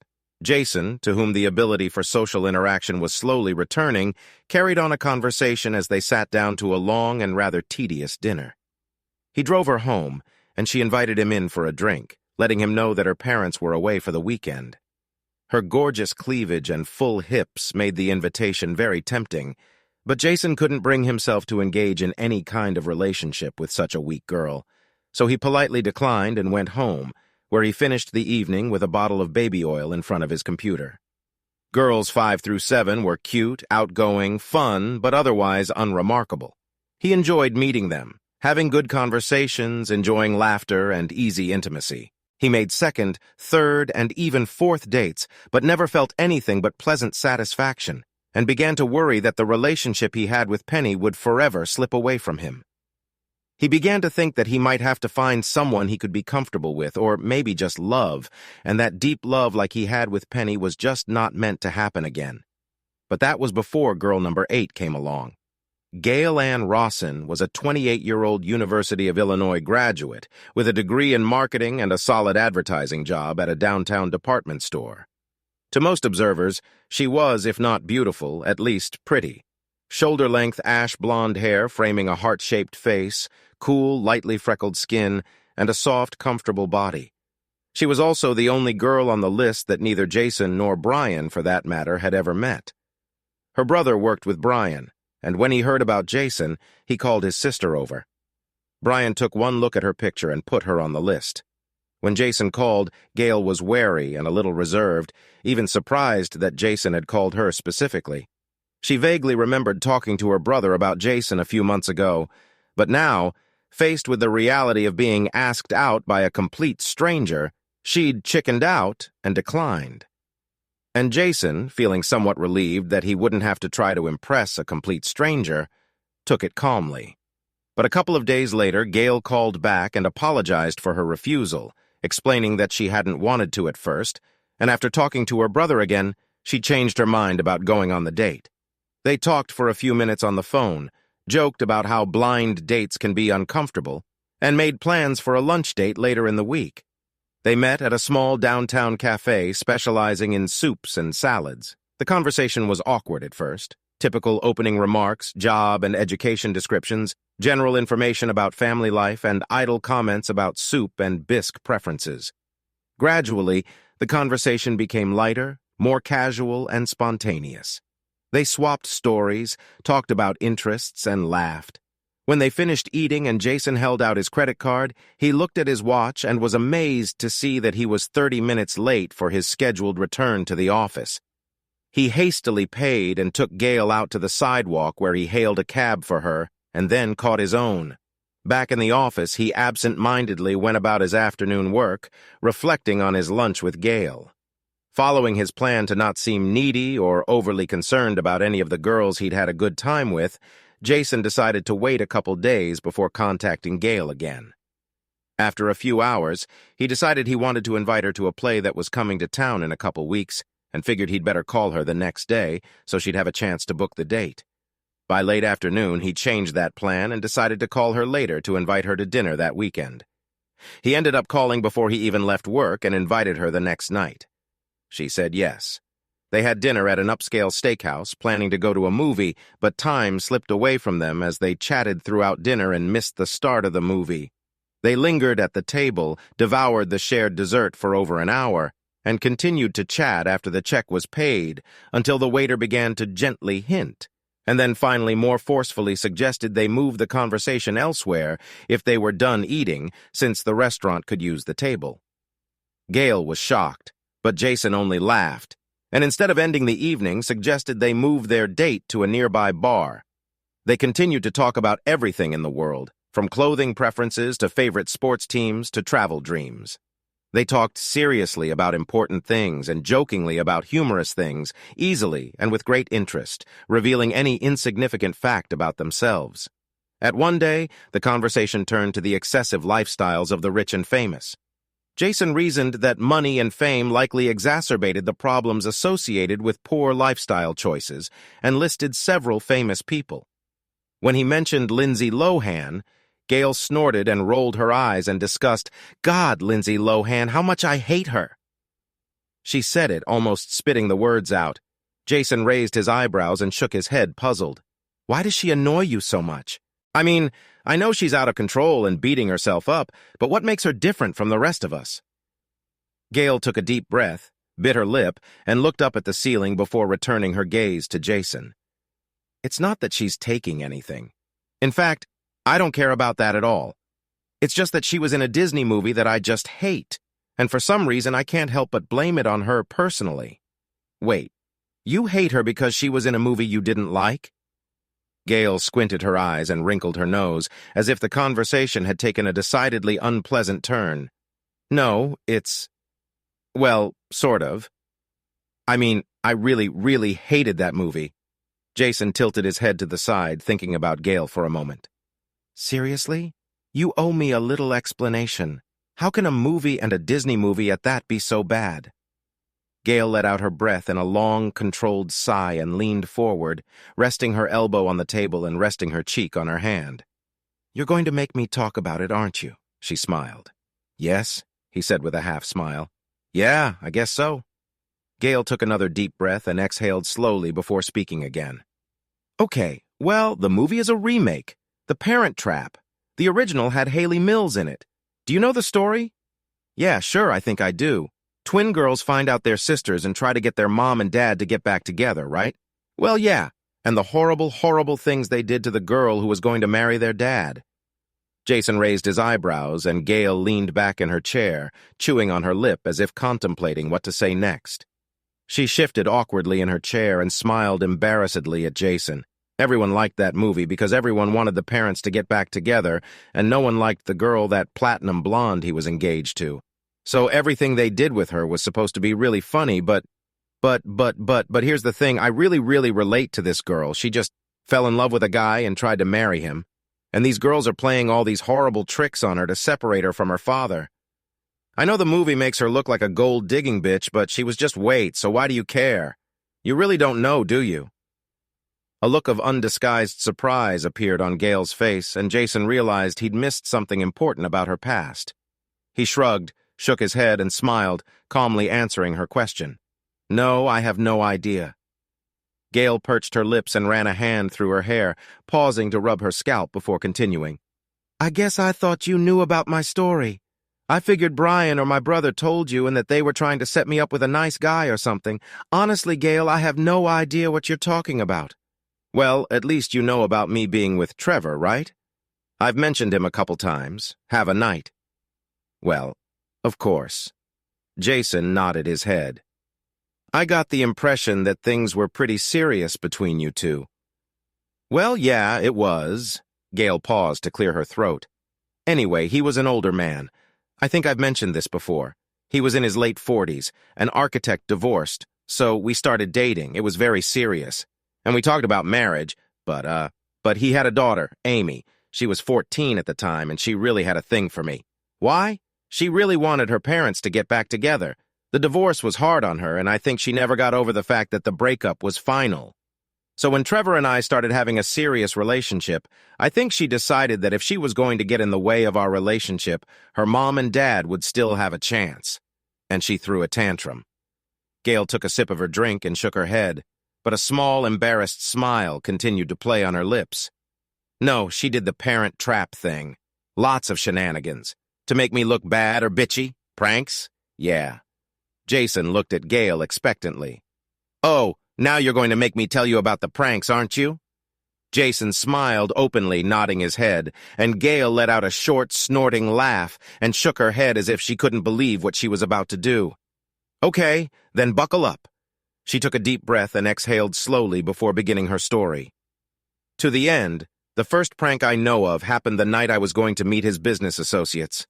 I lost my favorite perfume, and Amy came running with it just as Trevor and I were pulling away from the driveway. I didn't have time to apply them before we pulled up to the restaurant. But it turns out she'd added some horrible smelling stuff to the perfume like raw sewage. I didn't even realize it was me until Trevor sniffed my neck and almost released the gag as soon as we entered the restaurant. I wanted to go home and clean myself up, but it was too late. So I went to the restroom and cleaned myself up as best I could, but I still think I stunk to high heaven. It was horrible. Every time someone came near me, they looked like they had just swallowed curdled milk. Oh my God, that's awful, said Jason, barely suppressing the laugh. Yeah, I just feel sympathy, she said with a sarcastic smile. But that was just the beginning. Before our next big date, she washed my underwear in the same shit and put some of it in my spritzer. She also put a few garlic capsules in my vitamins, which resulted in terrible breath, as you can guess. I told Trevor what she had done, but he remained silent. I honestly started to wonder if he thought I just smelled bad. Jason leaned forward and defiantly inhaled deeply through his nose. Well, I'm not picking up anything right now, but I'll take another sniff outside in case the smells here are masking it. Funny. She fake frowned and smiled, then continued her story. But another time, she somehow got hold of fly pheromone and smeared it on me before a picnic with our friends. Not a few minutes later, I was already swarming with little black buggers. You can imagine the impression I made as a fly lady. I was furious and asked Trevor to talk to Amy, but he just let it go. And that ruined our relationship? Almost, but not quite. It stressed me out, made me a little paranoid. And of course, it made it impossible to trust Amy or to be her friend at all. All in all, it made things difficult. But the final straw was when we threw a big dinner party, inviting his mom, dad, and a few important clients. She managed to get some kind of sedative. I think it was Atavana or something, and slipped it into my wine. By the time dinner was over, I was slurring my words and could barely keep my eyes open. By the end of dinner, I had completely passed out and was lying head first in my chicken. Somehow, Amy managed to get the back of my dress wet, so it looked like I'd peed my pants when Trevor and another guy basically picked me up in their arms and dragged me into the bedroom. "You're kidding me," said Jason incredulously. "Not at all. It's the plain truth. We had a fight, and he told me how embarrassed he was by my behavior and only got more upset when I blamed Amy. I couldn't deal with the lack of support, and he couldn't deal with the conflict. And we broke up." Gail paused, then laughed. "Straight out of Disney, huh? Maybe from Sick Twisted Disney. Well, anyway, that's my sad story." She paused and tilted her head to the side, scrutinizing Jason with a curious smile. "How about yours?" she asked softly. Jason leaned back in his chair. "Well," he began, "mine isn't Disney, but it's kind of like a movie. More like Runaway Bride, I guess." "Did she chicken out at the last minute?" "No. More like she got carried away by an old flame." "Right before you were going to get married?" "No, right at the wedding. I was in a tuxedo already to go out humming the wedding march. Didn't think anything could go wrong, and she walked in her wedding dress and said it was over. Says she loves another guy and that we're not getting married." "God, that's awful." "Yeah, it is." Jason's incredulous smile widened slightly. "I've already told you about my dad, how he's a pretty rough man. Anyway, he almost caused a ruckus at church, called her a bitch, yelled at all the guests. It was chaos. And what did you do? What could I have done? I just walked away like some kind of zombie." He laughed briefly. "I was a mess, to be honest. Just a mess. I think this is the first time I've laughed while telling this story or even thinking about it. It just seems so far away, like it happened to someone else. Well, time does that. Time? Sure, it helps. But mostly I think the difference is you." They walked out of the bar holding hands, walking silently down the sidewalk to the restaurant parking lot and to the car, Jason opening the door and helping Gail into the seat. He slid into the driver's seat and fiddled awkwardly with the seatbelt and ignition before turning nervously to Gail. "I don't mean to be cavalier, but I had a really good time tonight, and I thought maybe you might want to spend some more time together. There aren't many places available right now, but we could go to my place. It's not that far from here." Gail turned away and stared out the window, saying nothing, and Jason's invitation pressed down on her like a giant, embarrassing weight. After a few moments, Jason broke the silence stiffly. "Look, I'm sorry I didn't mean to embarrass you. We haven't known each other that long. I know that. So again, I'm sorry I didn't mean to." As he spoke, Gail turned to face Jason and looked him in the eyes with a direct, searching gaze. "Yes," she said simply, abruptly interrupting his apology. Yes, we haven't known each other that long. And yes, I'd like to go back to your apartment." 15 minutes later, Jason stood in front of his apartment door, opening it wide for Gail, and simply announced, "There she is," wishing he had offered something more witty. She entered the apartment slowly and stopped in the hallway, letting Jason take her coat as he walked past her. "Come on in and sit on the couch if you'd like." She took 2 small steps forward and hesitated, slowly turning her head as she looked around the apartment, giving the impression of cautious uncertainty. Jason continued, "The kitchen is right over there, and I can get you something to drink if you'd like, and the bathroom is right down the hall if you'd like to use it." He gestured toward the bathroom, anxiously awaiting a response from Gail, who continued to stand still at the entrance to the living room, looking around the apartment, moving from the kitchen to the living room, from the living room to the hallway and finally back to Jason, but stowing on him the same tense look she'd cast on him in the car when she'd accepted his invitation.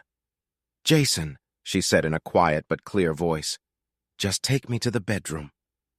Jason swallowed hard twice and took a deep breath before nodding his head.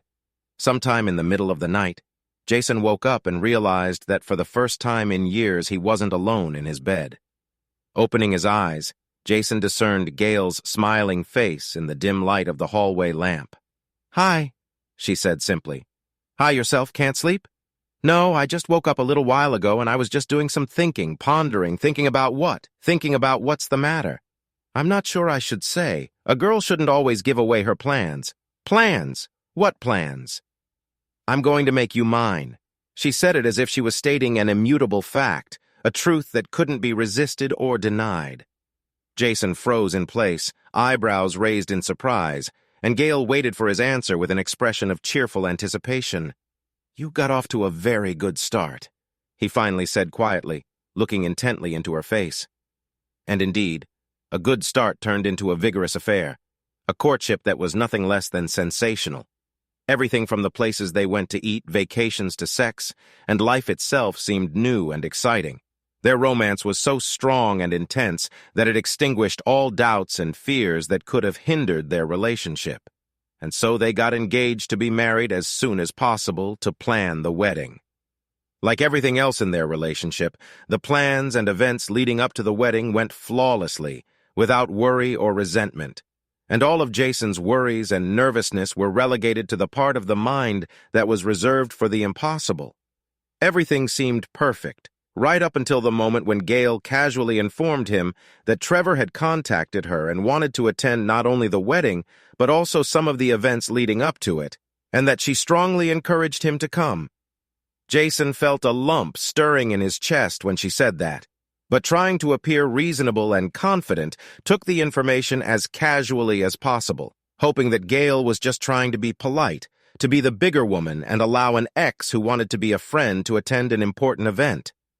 But within minutes of Trevor's arrival, it was clear to Jason that he considered himself more than just a friend to Gail, and he made little effort to hide his feelings. From the beginning, he'd begun to edge Gail out of the group for private conversations, intimate conversations in which he smiled endlessly and leaned over to exchange whispers with her, ignoring the rest of the group. And when he couldn't do that, he was always there for her, touching her, putting his hand on her shoulder or back, nonchalantly hugging her, and smirking at Jason like she was still his girlfriend.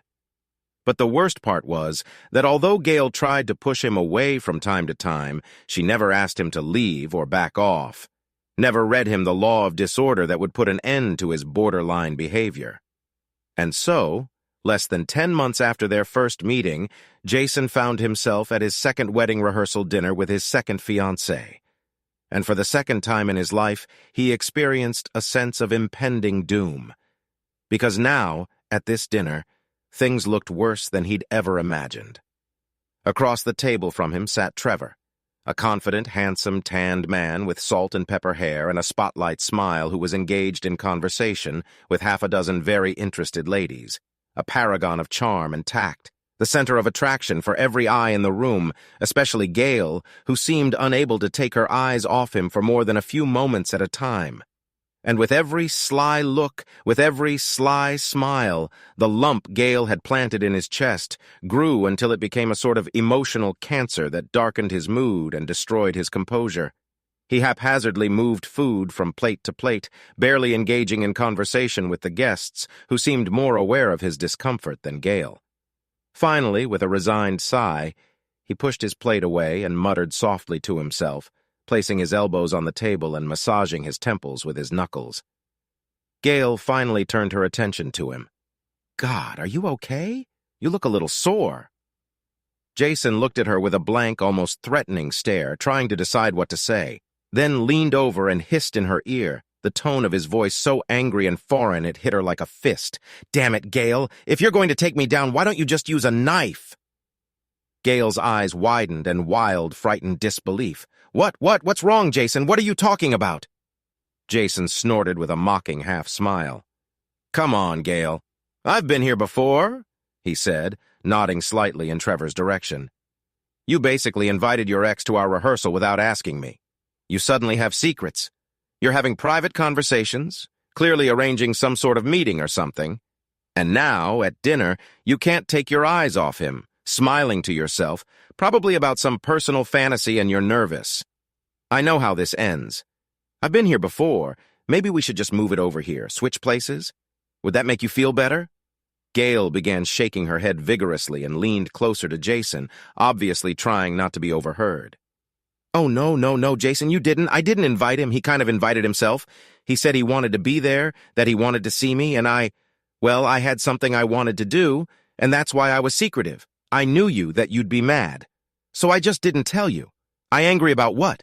Because of some last-minute twist? Why the hell would I be upset about what my fiancée is doing before her wedding to her ex-boyfriend and not be entertained? No, Jason, no, just stop. Her voice was suddenly low and insistent, the panic of a moment ago replaced by firm determination. This isn't what? That you think? Jason raised his eyebrows expectantly, and Gail took a slow, deliberate breath through her nose before starting again. Look, if you wait a minute, just a couple minutes, I think you'll see.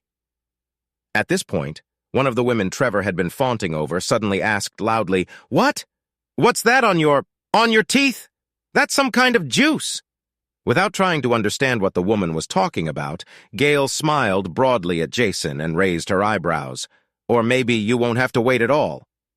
Jason turned around with a disgruntled face at the new commotion.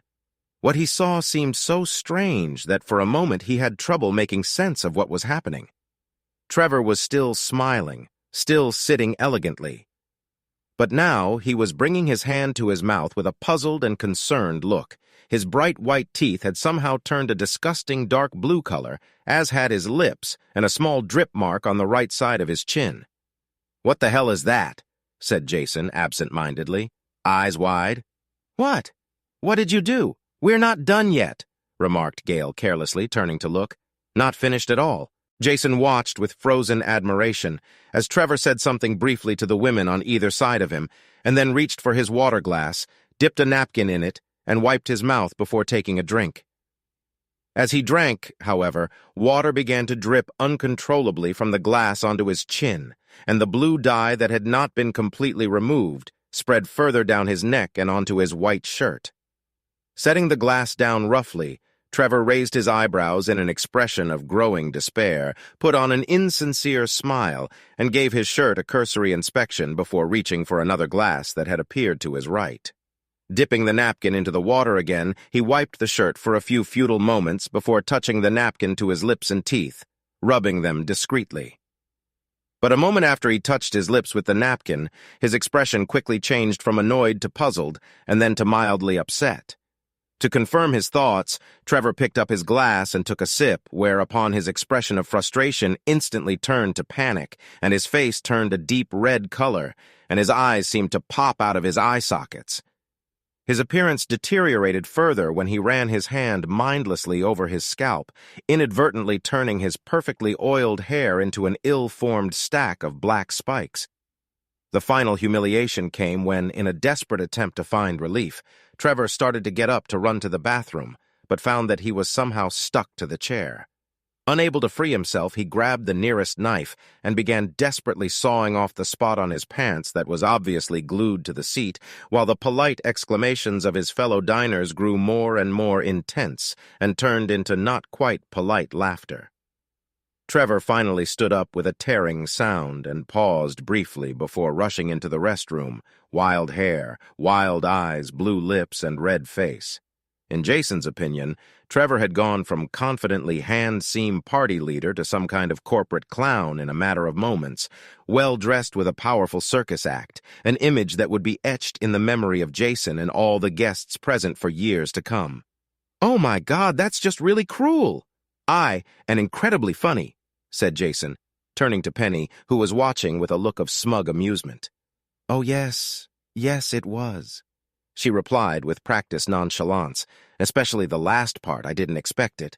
Jason's voice became a conspiratorial half-whisper. "What do you mean you didn't expect it? That's a credit to you, isn't it? It wasn't just me. In fact, it was mostly my partner in crime." "Partner?" "Well, yes. I needed help pulling this off, and I found the perfect person.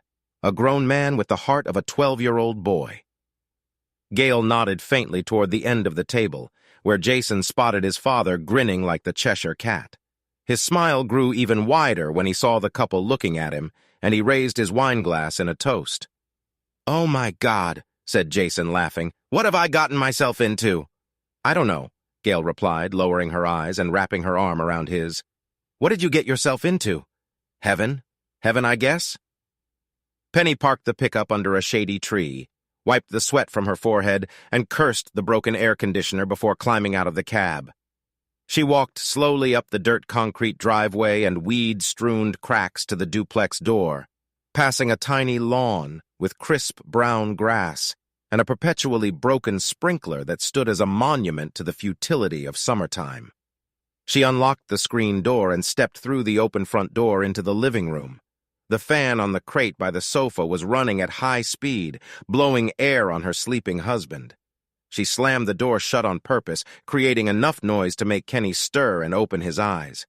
"Hey, babe," he said in a husky voice, rubbing a hand through his uncombed hair. "What time is it?" Penny stood with her hands on her hips and surveyed the cluttered living room, an empty pizza box and an uneaten bowl of cereal on the coffee table, a video game console on the floor by the couch, a pair of socks, and a few folded pieces of paper. The TV was on. The intro to the video game was playing, and country-style music was playing on the radio in the kitchen. "It's 430, Kenny," she said, and headed for the fan, leaning over to catch the breeze on her face. "Did you interview for any jobs today?" Kenny sat up straight, stretching lazily. "How was I supposed to go on interviews when you have a truck?" Penny stood up again and put her hands on her hips, raising her eyebrows. "I don't know.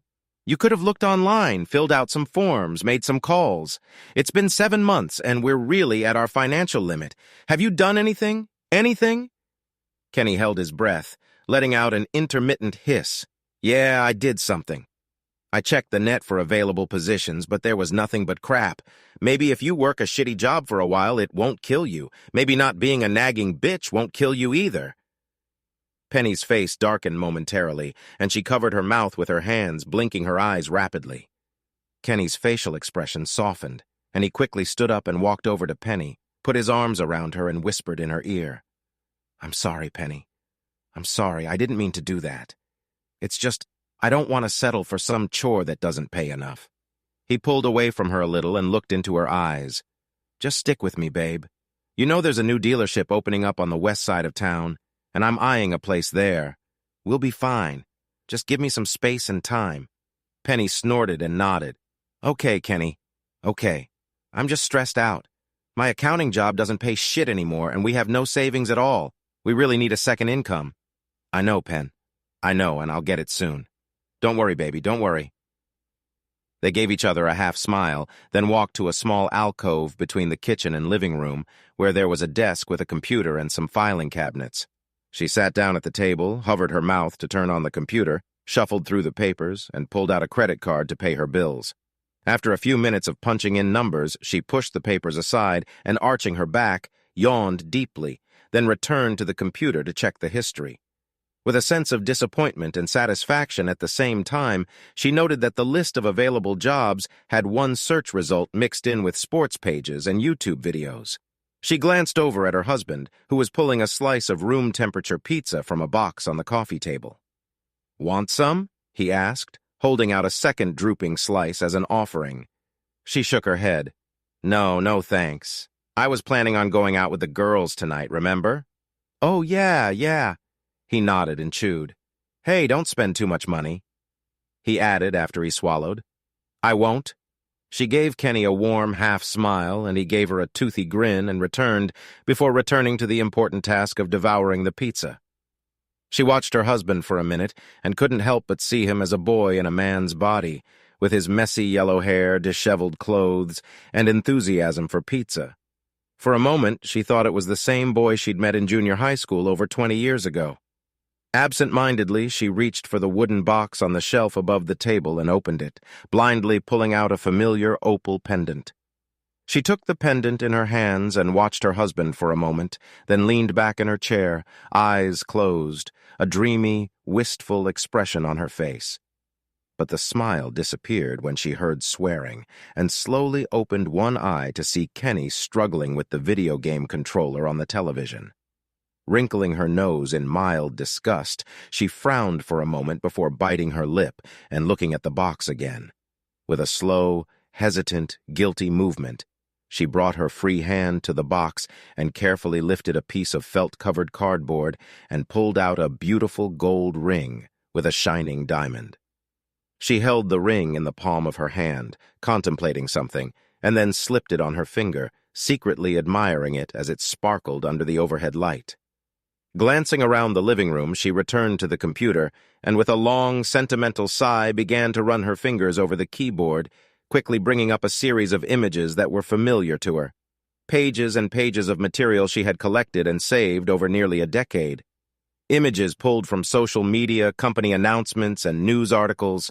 Images of Jason, him surrounded by a group of businessmen in blue suits announcing a promotion, him and his beautiful wife splashing in the waves and lying on the beach on their honeymoon in Hawaii, a family photo in front of a beautiful home with his wife, smiling Father John, and an adorable toddler with a crooked smile. The perfect house, the perfect family, the perfect life. The sound of the phone ringing brought Penny out of her reverie, and she awkwardly picked up the receiver, immediately confronted by the endlessly cheerful voice of Betsy Palmer. "Hi! How's the birthday girl 2 days late? Are you ready for the bachelorette party?" Penny thought for a moment before answering her voice, hesitant and confused. "Yeah, Betsy, I don't know. I've been thinking, our budget is limited, and oh, no you don't, it's your birthday present from all the girls. You're not paying anything, so no excuses, okay? We'll all be there, the whole gang, except Teresa, of course. Wait, Teresa can't come? Why?" Betsy's enthusiasm faded for a moment. "I guess you haven't heard. She got a second job and can't come in today. Tim's back in rehab and she has to work part-time to make ends meet, so—" "Oh, shit. I had no idea." Betsy glared again. "Yeah, it sucks. But look, we'll do her some other time. Tonight we're going to have a blast, and you better not be late or we'll miss the start of the show." "The show?" "Yeah, remember we talked about going to the movies and there's a new romantic comedy with Jennifer Lawrence on. It's supposed to be really cute, but it starts at 7 o'clock, so we have to have time to eat." There was a pause as Penny bit her lip and thought before replying in a reluctant and concerned tone. Is that all that's playing? Well, there's also a Tarantino Western, but that's pretty much the only option." Betsy highlighted the words, Tarantino's Western, with a long, sarcastic stroke, clearly expressing her disapproval. Penny snorted before replying, her voice remaining quiet and unsure. I don't know. I think maybe I should watch a Western." Betsy's voice became incredulous, and she let out a half-hearted chuckle. "Really? You're kidding, aren't you? A shooter? I didn't know you liked Westerns." Penny pressed her lips together and looked at her husband, who was sitting cross-legged on the old rug amidst the trash and junk he'd let accumulate around him, completely absorbed in his video game, furiously manipulating the controller. And then she looked at the image on her computer screen again. Jason and his perfect little family standing happily in front of their gorgeous home. When she answered, there was a deep melancholy tinged with sentimentality and regret in her voice. "Betsy, it's not that. It's not that I like Westerns," Penny gasped. "It's that I really, really hate romantic comedies. Thanks for watching. I hope you enjoyed it. So subscribe to my channel and watch the next video."